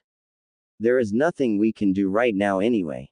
In the Hokage's office, the third Hokage sat at the desk, waiting patiently for the arrival of Hyuga Hiyashi. In the room with him were two Anbu, one of them Kakashi, and the Kuro ambassador. In the center of the office was a scroll laid out with a large storage seal array. The ambassador was growing nervous by the second as the other three occupants leveled their glares at him, as if they were wishing for him to slowly die by melting into a puddle. I expect this to be kept quiet. We will deny anything if this comes to light, the Hokage ground out through gritted teeth. The ambassador flinched at the leader's harsh tone before nodding nervously. When you retrieve the body, you will sign this statement that declares you have retrieved your so-called reparations for Kumogakure, and we will not speak of this ever again. Is that understood? The third continued as he pointed at a piece of paper on the desk, his glare intensifying. Believe me, we want to keep this quiet on our ends too. I will sign as soon as I have confirmed it was Hyuga Hiyashi himself. The ambassador tried to steel his own nerves against the third's anger, but failing miserably. It felt like eternity for him under the unbearably imposing presences of the two Anbu and the Hokage until the office's door finally clicked and creaked open to reveal Hazashi Hyuga. It took the Hokage all he had to keep his face schooled in a neutral expression even with the massive shock he was experiencing. The Anbu were lucky they had their masks on, and it took considerable effort to keep their bodies from showing any reaction. What the hell is going on? Why is Lord Hiyashi's twin brother here? Was the singular thought of the three as they easily recognized him by the Hittite always covering the seal on his forehead. Lord Hyuga Hiyashi reporting. Hazashi said shortly with a scowl. The Hokage saw something in the new arrival's pale eyes that made him think he should at least play along. He really hoped this man knew what he was doing. You have come, Lord Hiyashi. You do understand why you are here, correct? The ambassador asked nervously, visibly relieved at having a distraction, as Hiyashi walked to the center of the office. Yes, I am to die and give up my body for my crime of killing one of your retired shinobi for no reason. Let us just get this farce with so I do not have to deal with any of you thieving cowards a second longer. Hiyashi retorted dismissively as if the Kumo man was even less than a cockroach to him. The ambassador bristled at the tone and insult but said nothing, not wanting to cause any more problem than necessary when they were so close to their goal. He then took out a photo of the real clan head to compare to Hiyashi's visage. The 1 minute the ambassador spent studying and comparing between the photo and the person was the longest ever for Hazashi, the Anbu, and the Hokage. It's a match. Take your Hittite off and we will proceed. I'm sure Hokage-sama would prefer to keep the insignia here, the ambassador suggested, and another new bout of tension was rising in the air. They knew they would be found out if Hazashi took the Hittite off and revealed the hidden seal. If it is all the same to you, I am doing this as a duty to protect Konohagakure from an unnecessary war. I would prefer to die knowing I have served my village to the very end, so please allow me to keep my Hittite on until after my last breath has left the body. Hiyashi coolly replied without missing a beat. The ambassador took a moment to think before silently nodding. Everyone almost exploded with relief, but they had to keep up the charade. Hiyashi kneeled formally on the floor next to the sealing scroll and closed his eyes as if in meditation. A long moment of grave silence persisted in the air before the dog-masked Kakashi decided to begin preparing for the inevitable. However, the Hokage stopped him. I will do this one.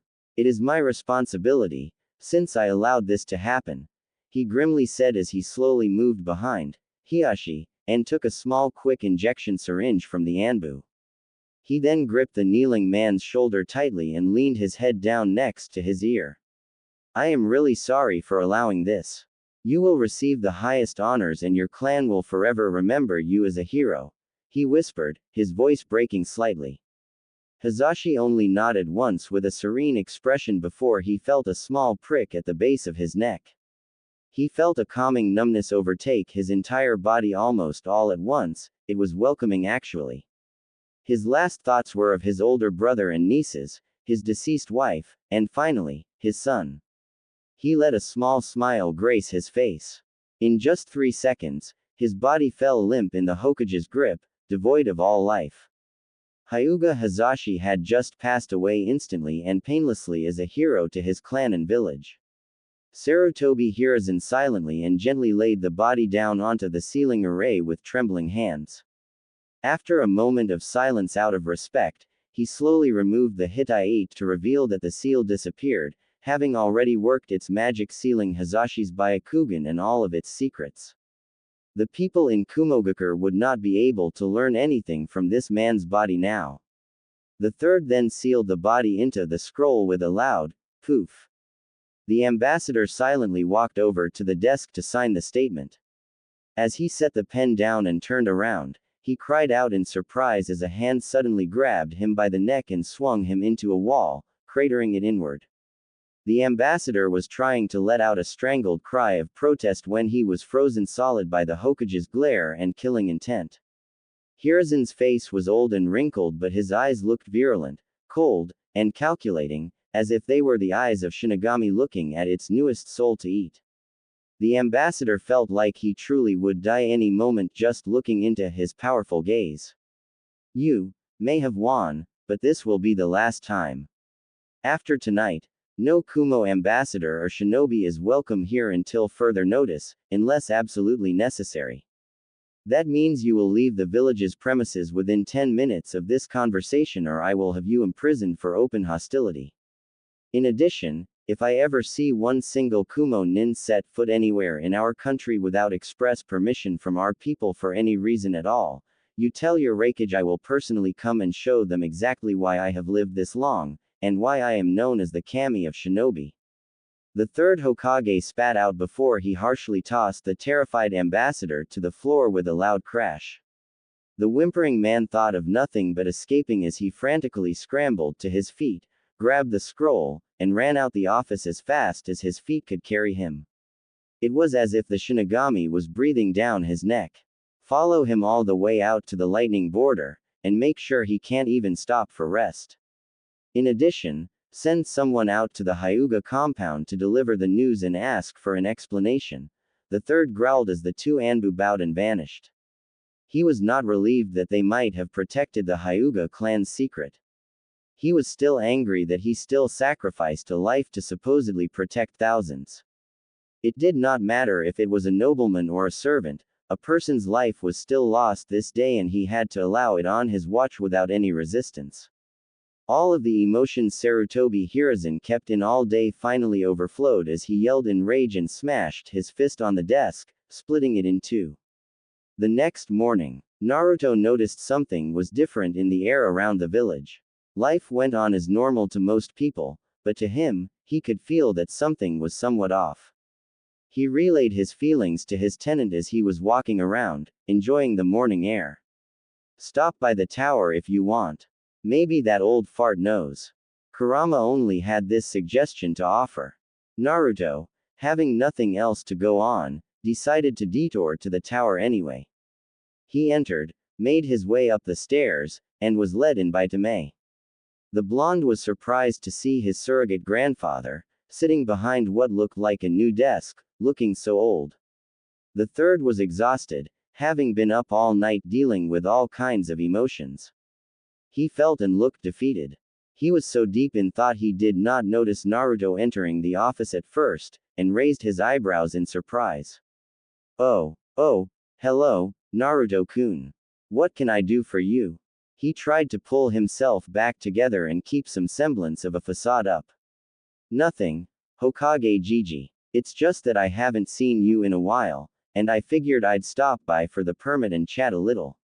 Though, it looks like you have been through a ringer lately.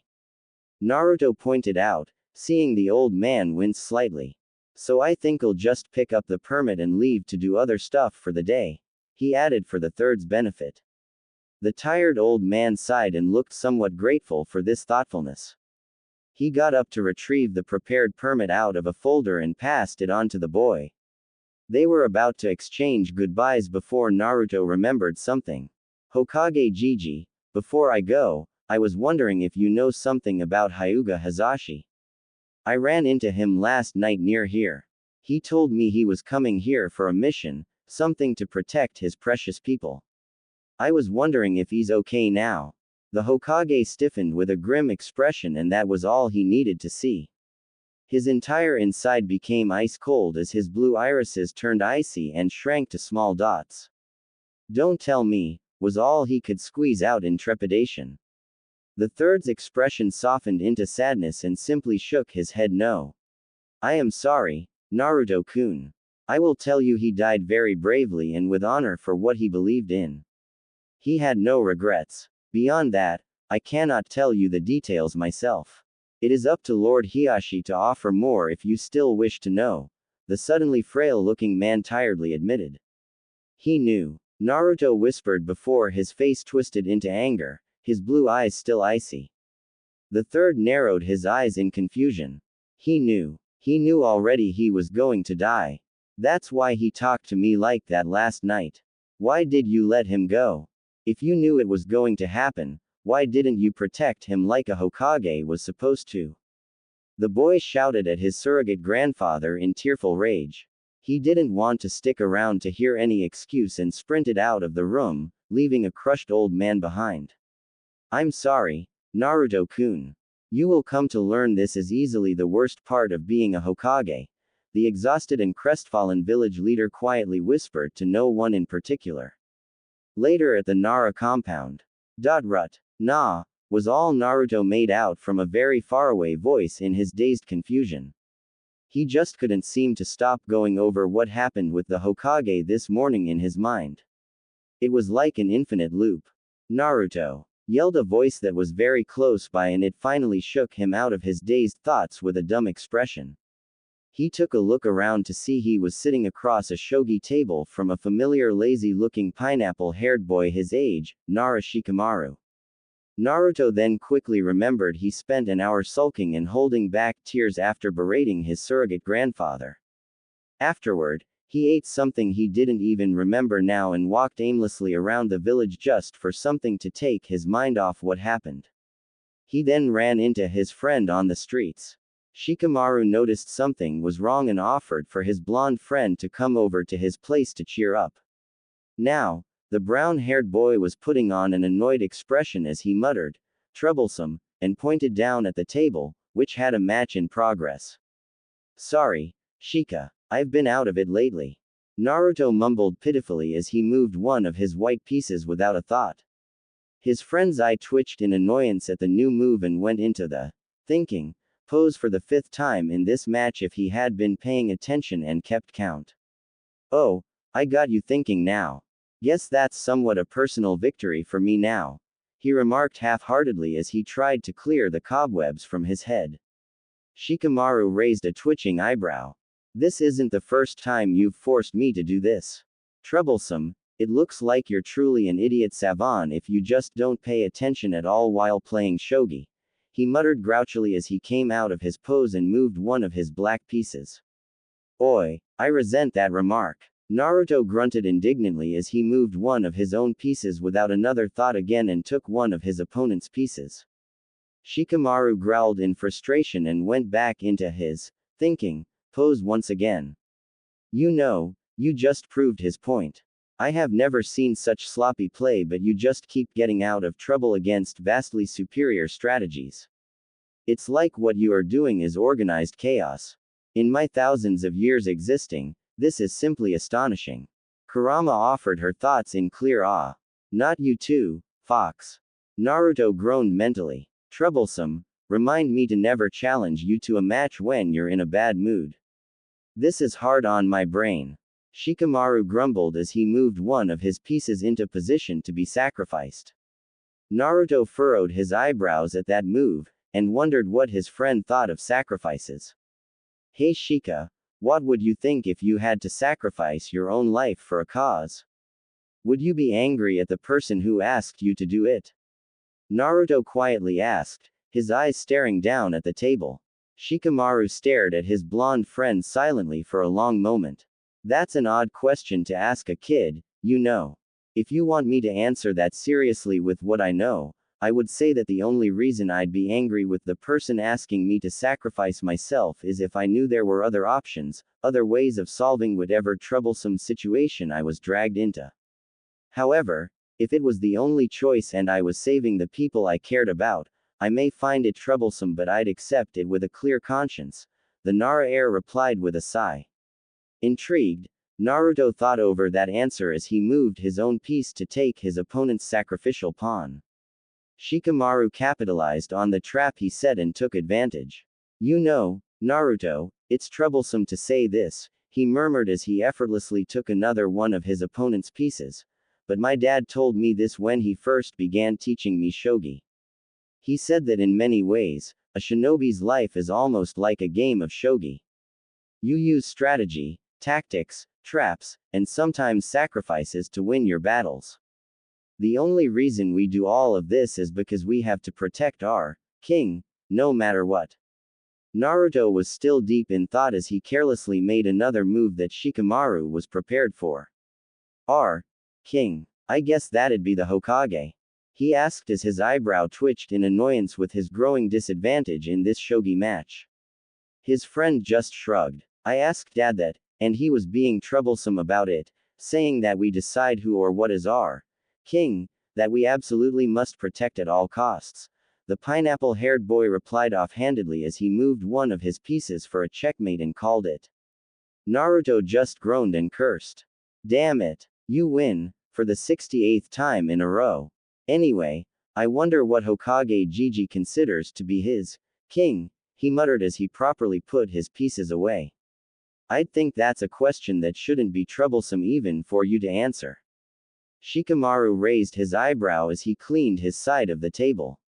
His friend smacked his forehead loudly. The village and everyone in it. Of course. He smirked and muttered, troublesome blondes, before rising. Oi, you want to stay for lunch? Mom will be glad to have you over. He shrugged as if he didn't care if his friend stayed or not. Naruto's stomach growling was the answer. Several hours later, outside in the clan's district. Remind me not to go back there for a meal, Kurama. Yoshino-san didn't go easy on me with the etiquette's lessons today. Naruto groaned tiredly as he left the Nara compound. She's doing you a favor. What she was trying to show you today was how to eat properly with nobles. Everyone and their mothers know you're a favorite of the Hyuga clan head now, and that bossy female probably figured she'd get started on helping you impress anyone if you were invited to any formal dinner, the demon fox reasoned. I guess I can live with that. It's just that I'll never understand why there were 4 different forks. And 3 different glasses. I'm underage and I can't even drink 2 of them, anyway. The boy and the fox continued chatting within as he walked his usual route past the Hyuga compound. The blonde took a moment to pull out of his inner conversation to check things out at the front gate. He saw the guards were dressed in all black, and he could feel that the entire clan's mood was subdued even from outside the compound. He then bowed his head in condolences toward the guards. A little surprised, they returned the bow nevertheless. The boy then continued past at a slow pace, deciding he would give it a few days before it was alright to stop by. Uzumaki Naruto. A tight voice rang out from behind. Turning around in confusion, Naruto's eyes landed on a lone and slightly larger boy standing in the middle of the walkway 10 meters away. He was dressed in all black with his long black hair tied together in a loose ponytail, and the blonde saw that he had the pale eyes of the Hyuga clan. He looked like his whole body was tense with coiled up anger. They stood staring at each other in silence for a long moment. One boy was trying to figure out who this Hyuga was, and the other was trying to burn holes through his blonde counterpart with blazing eyes. "Yeah, that's me. I don't think we've met," Naruto inquired with a confused eyebrow. The boy quickly shifted into an aggressive kata of the gentle fist. "You do not need to worry about my name. You will not need it after this," the boy snarled as he sprinted toward the bewildered blonde with killing intent. "Naruto. He intends to kill you. Just get away. You can't beat him now," Kurama yelled into her container's mind. Naruto was so flabbergasted by the situation and the yelling that he just stood there as he took the angry boy's first strike square in his throat. The blonde was blown back, spitting out blood as he went down hard on his back. He was in so much blinding agony just trying to breathe and clutching at his throat that he didn't notice the long-haired boy had moved to stand over his body and began a flurry of two-finger strikes at many tenketsu all over him. He could do nothing but scream hoarsely with blood coming out of his mouth as even more incredible agony slowly enveloped his entire being while his attacker continued the enraged assault. Finally the angry boy stopped and straightened up, breathing heavily. "Uzumaki Naruto, I have left your vitals for last because I want to make you understand that you will suffer as long as possible for my father's death." The boy growled down at the battered blonde. Realization finally struck Naruto. "Why your Neji?" He painfully tried to get out through his blood-flooded throat as his entire body continued to scream in agony, not being able to move at all. The long-haired boy now named Neji flinched at hearing his name and narrowed his eyes angrily. "Who told you that?" he snarled, his Byakugan blazing. Hazashi. Guh, was all Naruto could force out before he was struck hard in one of his kidneys. The pain he felt before was nothing compared to now, and he nearly passed out from shock. "Don't you dare say that name in my presence. You do not deserve that honor. It's your fault my father sacrificed himself in his brother's place. If you hadn't interfered with the fate of a weak person like my cousin, it wouldn't have led down a different path toward the death of someone truly strong, like my father." Neji spat out, his eyes blazing even harsher. Naruto, despite the extreme agony, frowned. How si kan yous say tt had a about Hinata. He pushed out through the pain, more dark blood pouring out of his mouth. "She is weak. I have decided that weak people like you and her should not interfere with the fates of the strong," the Hyuga replied with a sneer. "Be bullshit t. Yus should be protecting her, arg." Naruto screamed out and gurgled again as Neji slammed a charka strike into his left lung. "A weak and dead person does not get to tell me anything." Neji's face darkened ominously before he prepared to go for the finish. "Naruto, we're going have to break your promise with that old fart. I'm going to pump my charka into you, a lot of it. You're not ready and you may go berserk with the power, but it's the only chance." Kurama was cut short by an ear-splitting scream of agony that was not coming from the Naruto but from the Hyuga boy instead. Neji was screaming at the top of his lung to the high heaven as he clutched at his forehead tightly and was about ready to tear his hair out. He fell down next to his blonde victim and flopped like a fish in unbearable pain. Naruto was stunned and utterly confused at this abrupt change in the situation, until he noticed an approaching man wearing the same black funeral robe as Neji. It turned out to be Hyuga Hiashi holding one of his hands up in a seal. He also looked pissed as hell. The boy quickly connected the dots. The clan head had just activated Neji's caged bird seal to stop him. That's please. He tried to force out as loudly as he could, and was relieved when he saw Hiashi release the hand seal a second later. Neji's screams ceased abruptly and he was now gulping for air, apparently unconscious. The Hyuga clan head glared at one of the gate guards nervously approaching the three. Get this, moronic boy to confinement and leave him there for a month. No visitors except for me. He snapped harshly as he made his way over to Naruto and kneeled down. The guard quickly scooped up Neji's unconscious body and carried him away into the compound, while the clan head then activated his Byakugan to scan the blonde's body for any major damage. Nothing looks fatal and you are already beginning to recover, thanks in no small part to your, Naruto noticed the pause about his, tenant, incredible healing most likely, Uzumaki-san. You were fortunate when the guards reported my nephew running out after you a few minutes ago, and I decided to investigate. I think this is what you call a case of deja vu, since I've had to look over you the other night as well. Hiashi spoke softly as he continued to scan the body. Naruto had to hold back a chuckle. Please don't make me laugh. I hurt all over. He grunted with a pained smile. That is what most people generally say after their first time facing the gentle fist. I truly apologize for this unforgivable behavior from one of my clan members. Hiashi said sincerely with his head bowed, before letting out a weary sigh. I could have you rest inside or have you transported to the hospital on our expense if you wish, Uzumaki-san. I think I'll recover soon enough, so I'll wait wherever you put me if it's okay, and thanks. Naruto was now beginning to speak more clearly as he got used to the pain. He groaned a little when Hiashi picked his limp body up carefully and carried him into the compound toward the largest and most luxurious-looking house sitting on the right side of the long reflecting pool this time. Good thing this guy arrived in time to save you. The alternative would have made the entire village crap their pants with the feel of my released chakra alone, and then converge on us with pitchforks and torches. Though I'm disappointed somewhat, since that stupid brat just barely avoided being pasted across the compound wall like graffiti. For now, I'm pumping my chakra into you a little more than normal so you should recover sooner. He sure did a number on you, and it's surprising you haven't fainted from the pain yet. Kurama spoke up from inside. Sorry to make you feel my pain. We're sharing a link, right? You said you'd feel what I feel. Naruto thought guiltily as Hiashi opened the door to his house. Oh, you needn't worry.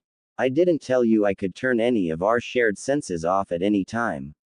I keep that particular link off most of the time since you only seem to attract trouble. The great fox replied dismissively, and Naruto was twitching his eye non-stop. Give me back the apology and the sadness I actually felt for your possible pain. Damn lucky fox, the boy huffed while his tenant snickered. Hiashi arrived in the living room and carefully set the boy in his arms down on the carpeted floor, quickly removed the blood around Naruto's mouth with a damp towel, gave him some water to clear out anything in his still recovering throat, and procured a blanket and pillow. Uzumaki-san, you may rest here for as long as you need. I do have business to take care of, so I will need to take my leave. My daughters should be home soon. Just explain your situation to them if you are awake and all should be well. Hiashi explained with an incline of his head. He was about to leave when Naruto stopped him. Hiashi-sama, I should tell you I already know about my tenant, so you don't have to tiptoe around it. Hiashi blinked at this. And I'm sorry about your brother's death. I can tell you two were close from the other day. He forced himself to speak without stuttering in pain. His host allowed a sad nod after a moment's pause. We shall speak more of this when you recover. For now, just get some rest and I shall be back before too long. The clan head replied as he stepped out. Naruto decided to heed his host's suggestion and closed his eyes. 3 hours later, Naruto could still be heard gently snoring away on the floor. The relative silence of the living room was finally broken by the front door sliding open to admit two young girls wearing all black, one clearly older than the other by several years. Nei-chan, can we play games after dinner? Hanabi childishly asked as she tugged at the sleeve of her older sister's black kimono. Hinata sadly smiled and rubbed a hand on her younger sister's head. I don't think we should do that so soon yet, Hanabi-chan. This is a day of mourning for our uncle. she replied as the girls made their way further into the living room. Hanabi had an impatient scowl on her face before it turned into curious scrutiny as she noticed Naruto on the floor. Who is that? She pointed at the boy. Confused, Hinata just followed the direction her little sister was pointing in and yelped in shock as she noticed the still form of her savior. NN Naruto-kun. She cried as she immediately kneeled by the blonde and activated her Byakugan to see what was wrong. She gasped in shock as she observed what looked like minute amount of the same red chakra she saw the other night mixing in with Naruto's dense and dark blue chakra inside the body. She also noted some of his tenketsu were recently closed forcefully, but was also relieved that they were slowly opening back up. He was attacked by one of us. What happened? She worriedly thought as Hanabi kneeled down next to her. Naruto. The one who beat that bad guy. Hanabi inquired as she searched over every inch of the boy with her gaze. Hinata only nodded in response, and the little girl grinned wide. Then I'll call him Oni-chan, since he saved you. Despite the serious situation, Hinata had to smile at her little sister's antics. Hanabi was already taken with Naruto apparently. While the girls were contemplating how the blonde ended up injured and resting in their home, their father had just entered the living room, back from whatever business he was taking care of. I see you have discovered our surprise guest, my daughters. Hiyashi announced, surprising the two girls with his voice. Hanabi recovered quickly, ran up to her father, and latched on to his leg cutely. Father, why is Oni-chan here? She somewhat demanded as Hiyashi patted the top of her head. He had to hide a smirk at his youngest daughter already calling his new favorite blonde such an affectionate nickname. He wouldn't have to worry about both of his children getting along with Naruto now. He also noticed Hinata had the same expectant look on her face as her little sister, awaiting his explanation.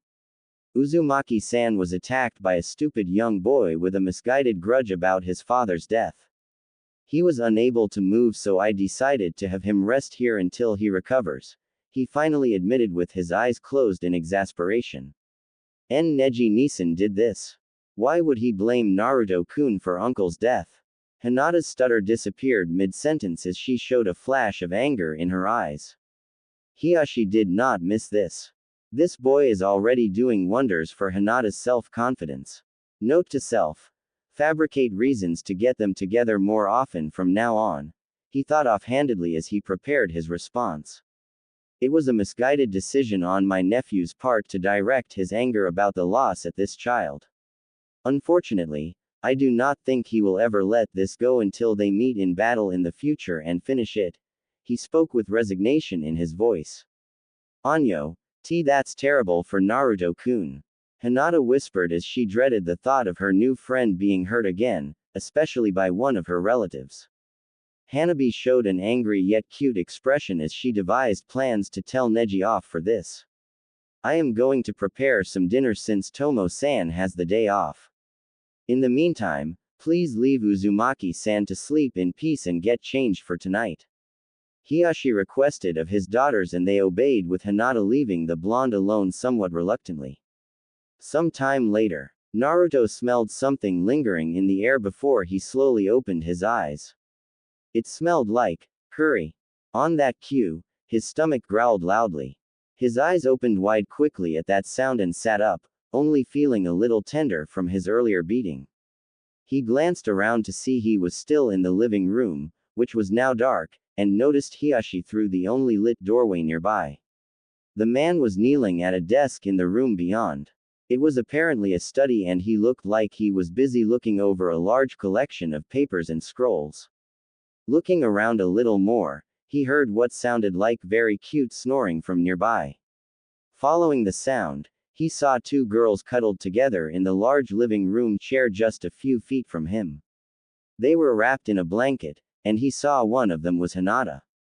The smaller girl curled up in her arms must have been her younger sister, Hanabi. They seemed to have fallen asleep waiting for something, maybe for him to wake up.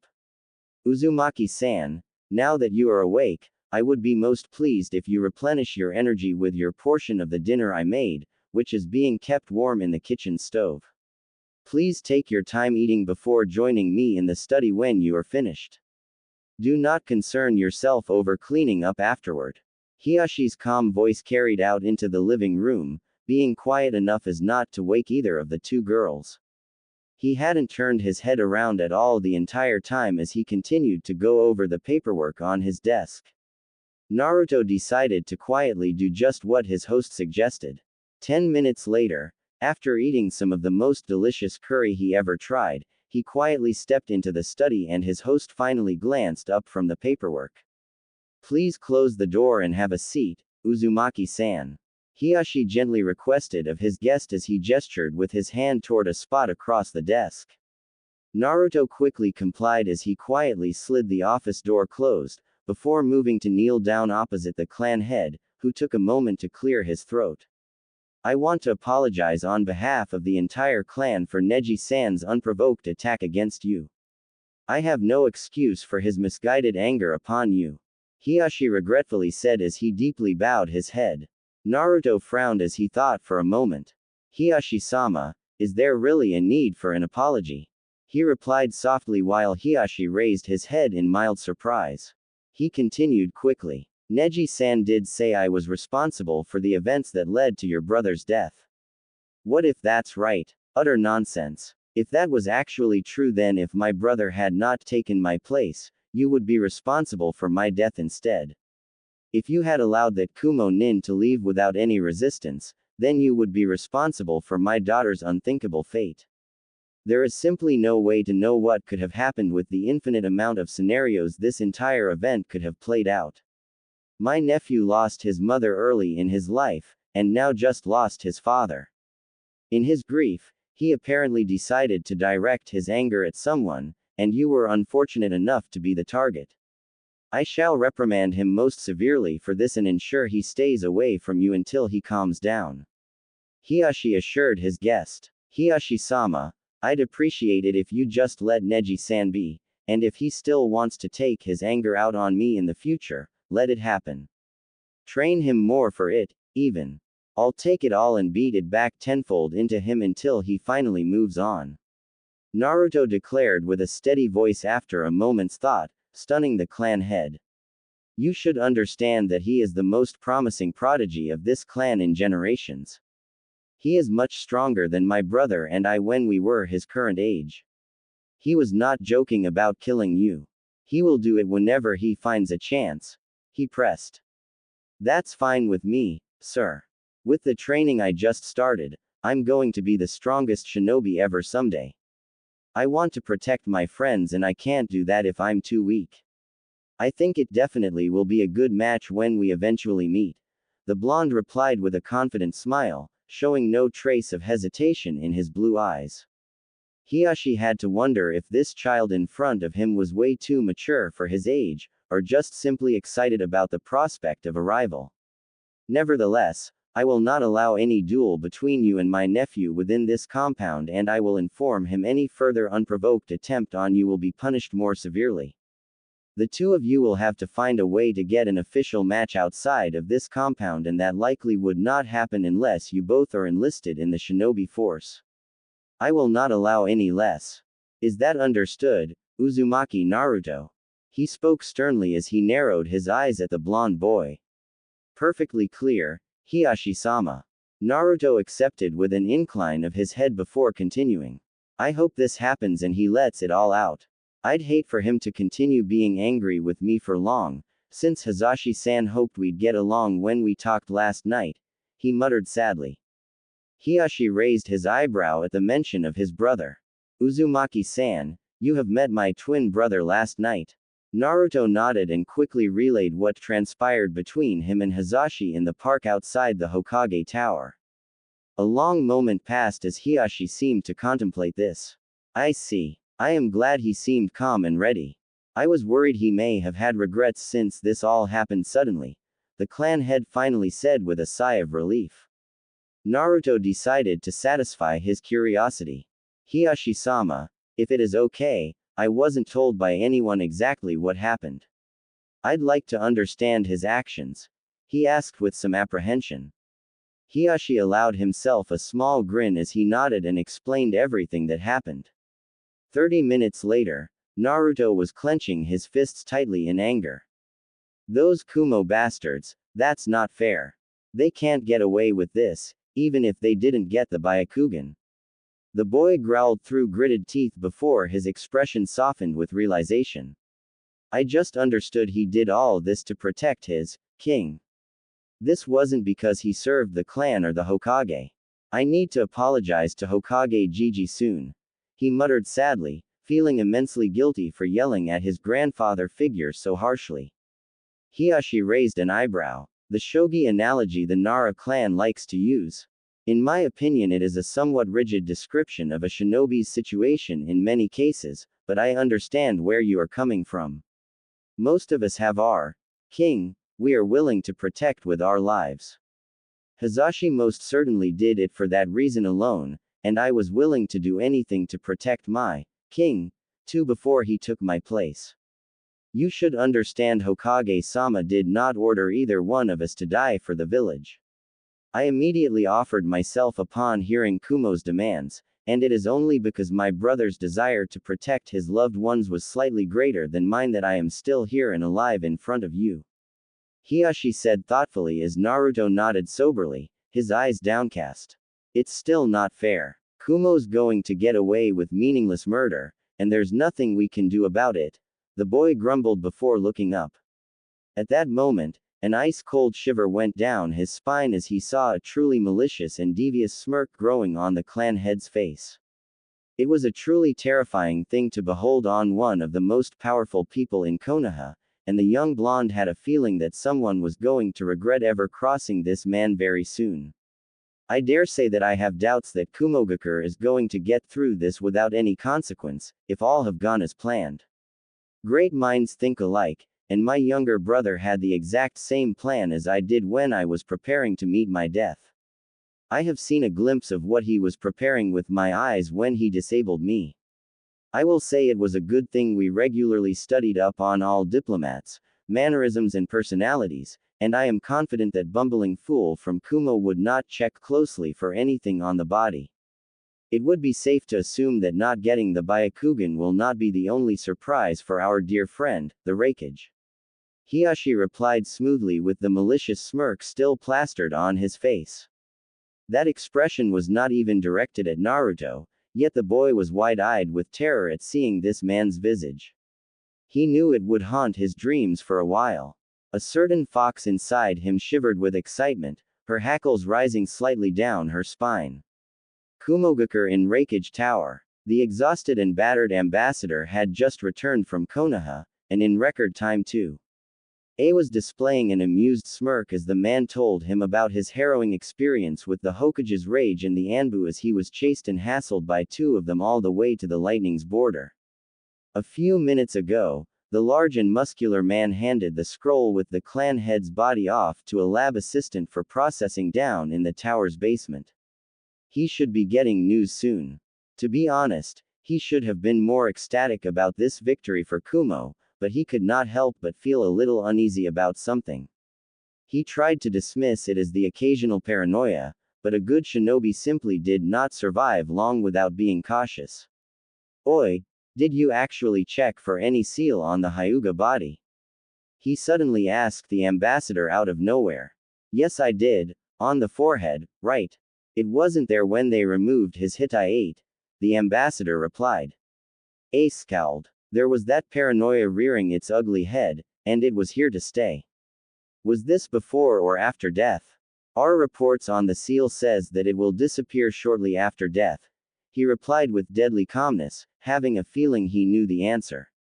The ambassador gaped at him in stunned horror, and his mouth flapped like a fish with no sound coming out. The Raikage clenched his fists and gritted his teeth just as the feeble man finally spoke. It was after death, gah. He choked out when the fourth Raikage moved with insane speed to grab him violently by his neck. The huge man loomed large over him, leaning in close with an angry snarl. You goddamn fool. That was why they easily let this happen with only token resistance. That clan head had an identical twin that was branded and could have easily substituted with him. The clan head also has never been known to wear any type of hitayate inside the village. And you signed the paper confirming that this body is Hiyashi Hyuga, not his twin. Now we can't even raise some uproar about this, else we look like the jackasses here, not them. You're the worst ambassador ever. He raged at the man, shrinking and shrinking in his grip with each word. He groaned in disgust at this man's cowardice and stupidity, before swinging the now former ambassador around to throw him out through one of the floor-to-ceiling window panes at the back of his office. It shattered with a thunderous crack and the mountain wind blew in harshly, blowing papers everywhere and ruffling A's Rakage Howry. The large man grunted and spat out the window as he listened to the man's scream fading 20 stories down. A faint thud followed. He didn't care if the man survived or not as he sat down in the chair and leaned back with the wind buffering his tightly wound platinum blonde cornrows around, resignedly awaiting the bad news from the lab as he rubbed his temples in preparation for an incoming migraine. What he did not expect was a massive explosion shaking the entire building.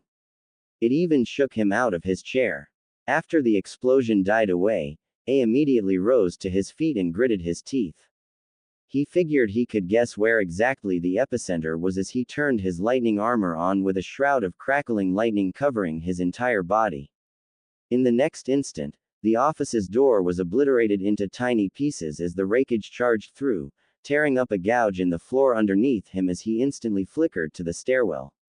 Using a combination of amazing acrobatics and his armor's super speed, he bounded like a lightning down the 20 flights of stairs to the basement level. He made the basement door his next victim as he skidded to a stop upon arrival.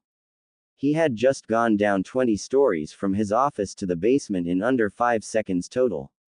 It was chaos. Half the people were running around in panic and the other were running damage control with smoke, fire, body parts and broken equipment everywhere. An entire room in the center of the basement level had all of its walls blown out into other rooms. A then deactivated his lightning armor and glanced at a bruised and battered person sitting next to him on the floor who just became aware of the Rakage's arrival. What happened here? He asked with a neutral tone and his gaze was steady on the destruction, though he probably already knew. AA versus very powerful time delay explosive tag. Hidden on the Hyuga specimen. It was activated when he appeared. Out of stasis from the scroll. The disheveled lab worker stammered in broken sentences as he tried to shake off his daze. The large man sighed heavily, totally exhausted with everything. He tried everything and still lost, yet he could not even bring himself to get angry with this. He brought this on himself by trying to deal a cheating hand. They just returned the same favor tenfold, and he was the one worse off in the end. He would bet the Hokage never knew of this. It was likely prepared by this Hyuga on his own. He might as well cut the losses now before it got silly between the two villages. The fourth Rakage of Kumogakure let out a defeated groan as he began helping the people in the basement level deal with the destruction. At least he had a very solid reason to tell the council to back the hell off about kidnapping more Kekkei Genkai holders. Back with Naruto and Hiyashi. Naruto stared at the clan head unblinkingly with mouth agape and eyes wide open. The fox was very impressed, which was saying a lot. Hiyashi's devious smirk had been replaced by a neutral grin, as if the last few minutes were forgotten. Hiyashi-sama, if I may speak freely, your brother was a vicious and evil bastard. Same goes for you too. Naruto muttered bluntly in awe. I did not get far in my political and shinobi career without some measure of trickery and backstabbing. I know better than anyone else that I am a vicious and evil bastard, and my brother deserved that description even more. Even in his death, he will remind them not to trifle with our clan again or they would pay a toll even heavier next time. Hiyashi replied calmly as he continued to gaze over some more paperwork. Naruto had to let out a chuckle. Just how the hell did either of you get your hands on some demo class explosive tags? Even a kid like me know they were very heavily restricted after the last war, he quizzed curiously. Hiyashi just turned and stared at the boy in silence with a blank expression for a long moment, as if he was waiting for the young blonde to just get it. He did finally get it and gave a sheepish grin. Right. Powerful political figure with friends in high place. Naruto pointed out the obvious with an embarrassed chuckle. They allowed a comfortable silence to settle in the study as Naruto went over what he learned for a minute. He finally decided it was getting late and he needed to get home. Hiyashi-sama, I should get going. It's late. He was about to politely dismiss himself when the study's door slid open to reveal a very sleepy and wobbly Hinata in her light purple pajama outfit with some white frills. Everything fell silent as Hiyashi stopped shifting his paperwork and observed his daughter with a blank expression while Naruto was surprised into silence by this sudden intrusion. Hinata looked somewhat out of it, shifting her gaze sleepily between her father and her new friend. There, you are. Naruto-kun, don't just walk off like that, she grumbled tiredly, while glaring lightly at Naruto through half-lidded eyes. Before the boy could say anything, she stumbled up next to him and flopped down to lay her upper half across his lap. She then hugged the blonde tightly around his waist and one side of her head was fully pressed up against his chest. Naruto was shocked speechless by this sudden action. Stay, you're warm. She mumbled into his chest before falling asleep again with a cute snore as his heartbeat lulled her back to dreamland. He was stone still for a few long and uncomfortable minutes before he realized Hiyashi wasn't making any attempt at admonishing or removing Hinata. He slowly glanced up to see her father had gone back to his paperwork like his daughter was not even there. Hiyashi-sama, may I politely inquire about what you are doing? He strained to not let his irritation at Hiyashi's feigned obliviousness show through. I am just going over the expenses reports for the entire clan. Only I can approve these or the clan would fall apart. What would they do without me? Hiyashi murmured with such blatantly fake innocence. Naruto swore he saw a ghost of a smirk on his face just now. My apologies if I am interrupting your very busy schedule, Hiyashi-sama. He was impressed with himself for almost keeping the sarcasm out of his tone. However, as you can see with your all-seeing eyes. Okay, sarcasm is steeping in. One of your precious daughters is cuddling up tightly against me, and I can't move. The boy finished urgently, his cheeks red with embarrassment. I have noticed this, but thank you for pointing it out. However, I am very busy and cannot spare even a second. You will have to wake her if you wish to leave, or wait until I have finished and I can put her to bed then. Hiyashi replied coolly without missing a beat. Naruto narrowed his blue eyes, he just knew Hiyashi was smirking like a dastardly madman on the inside.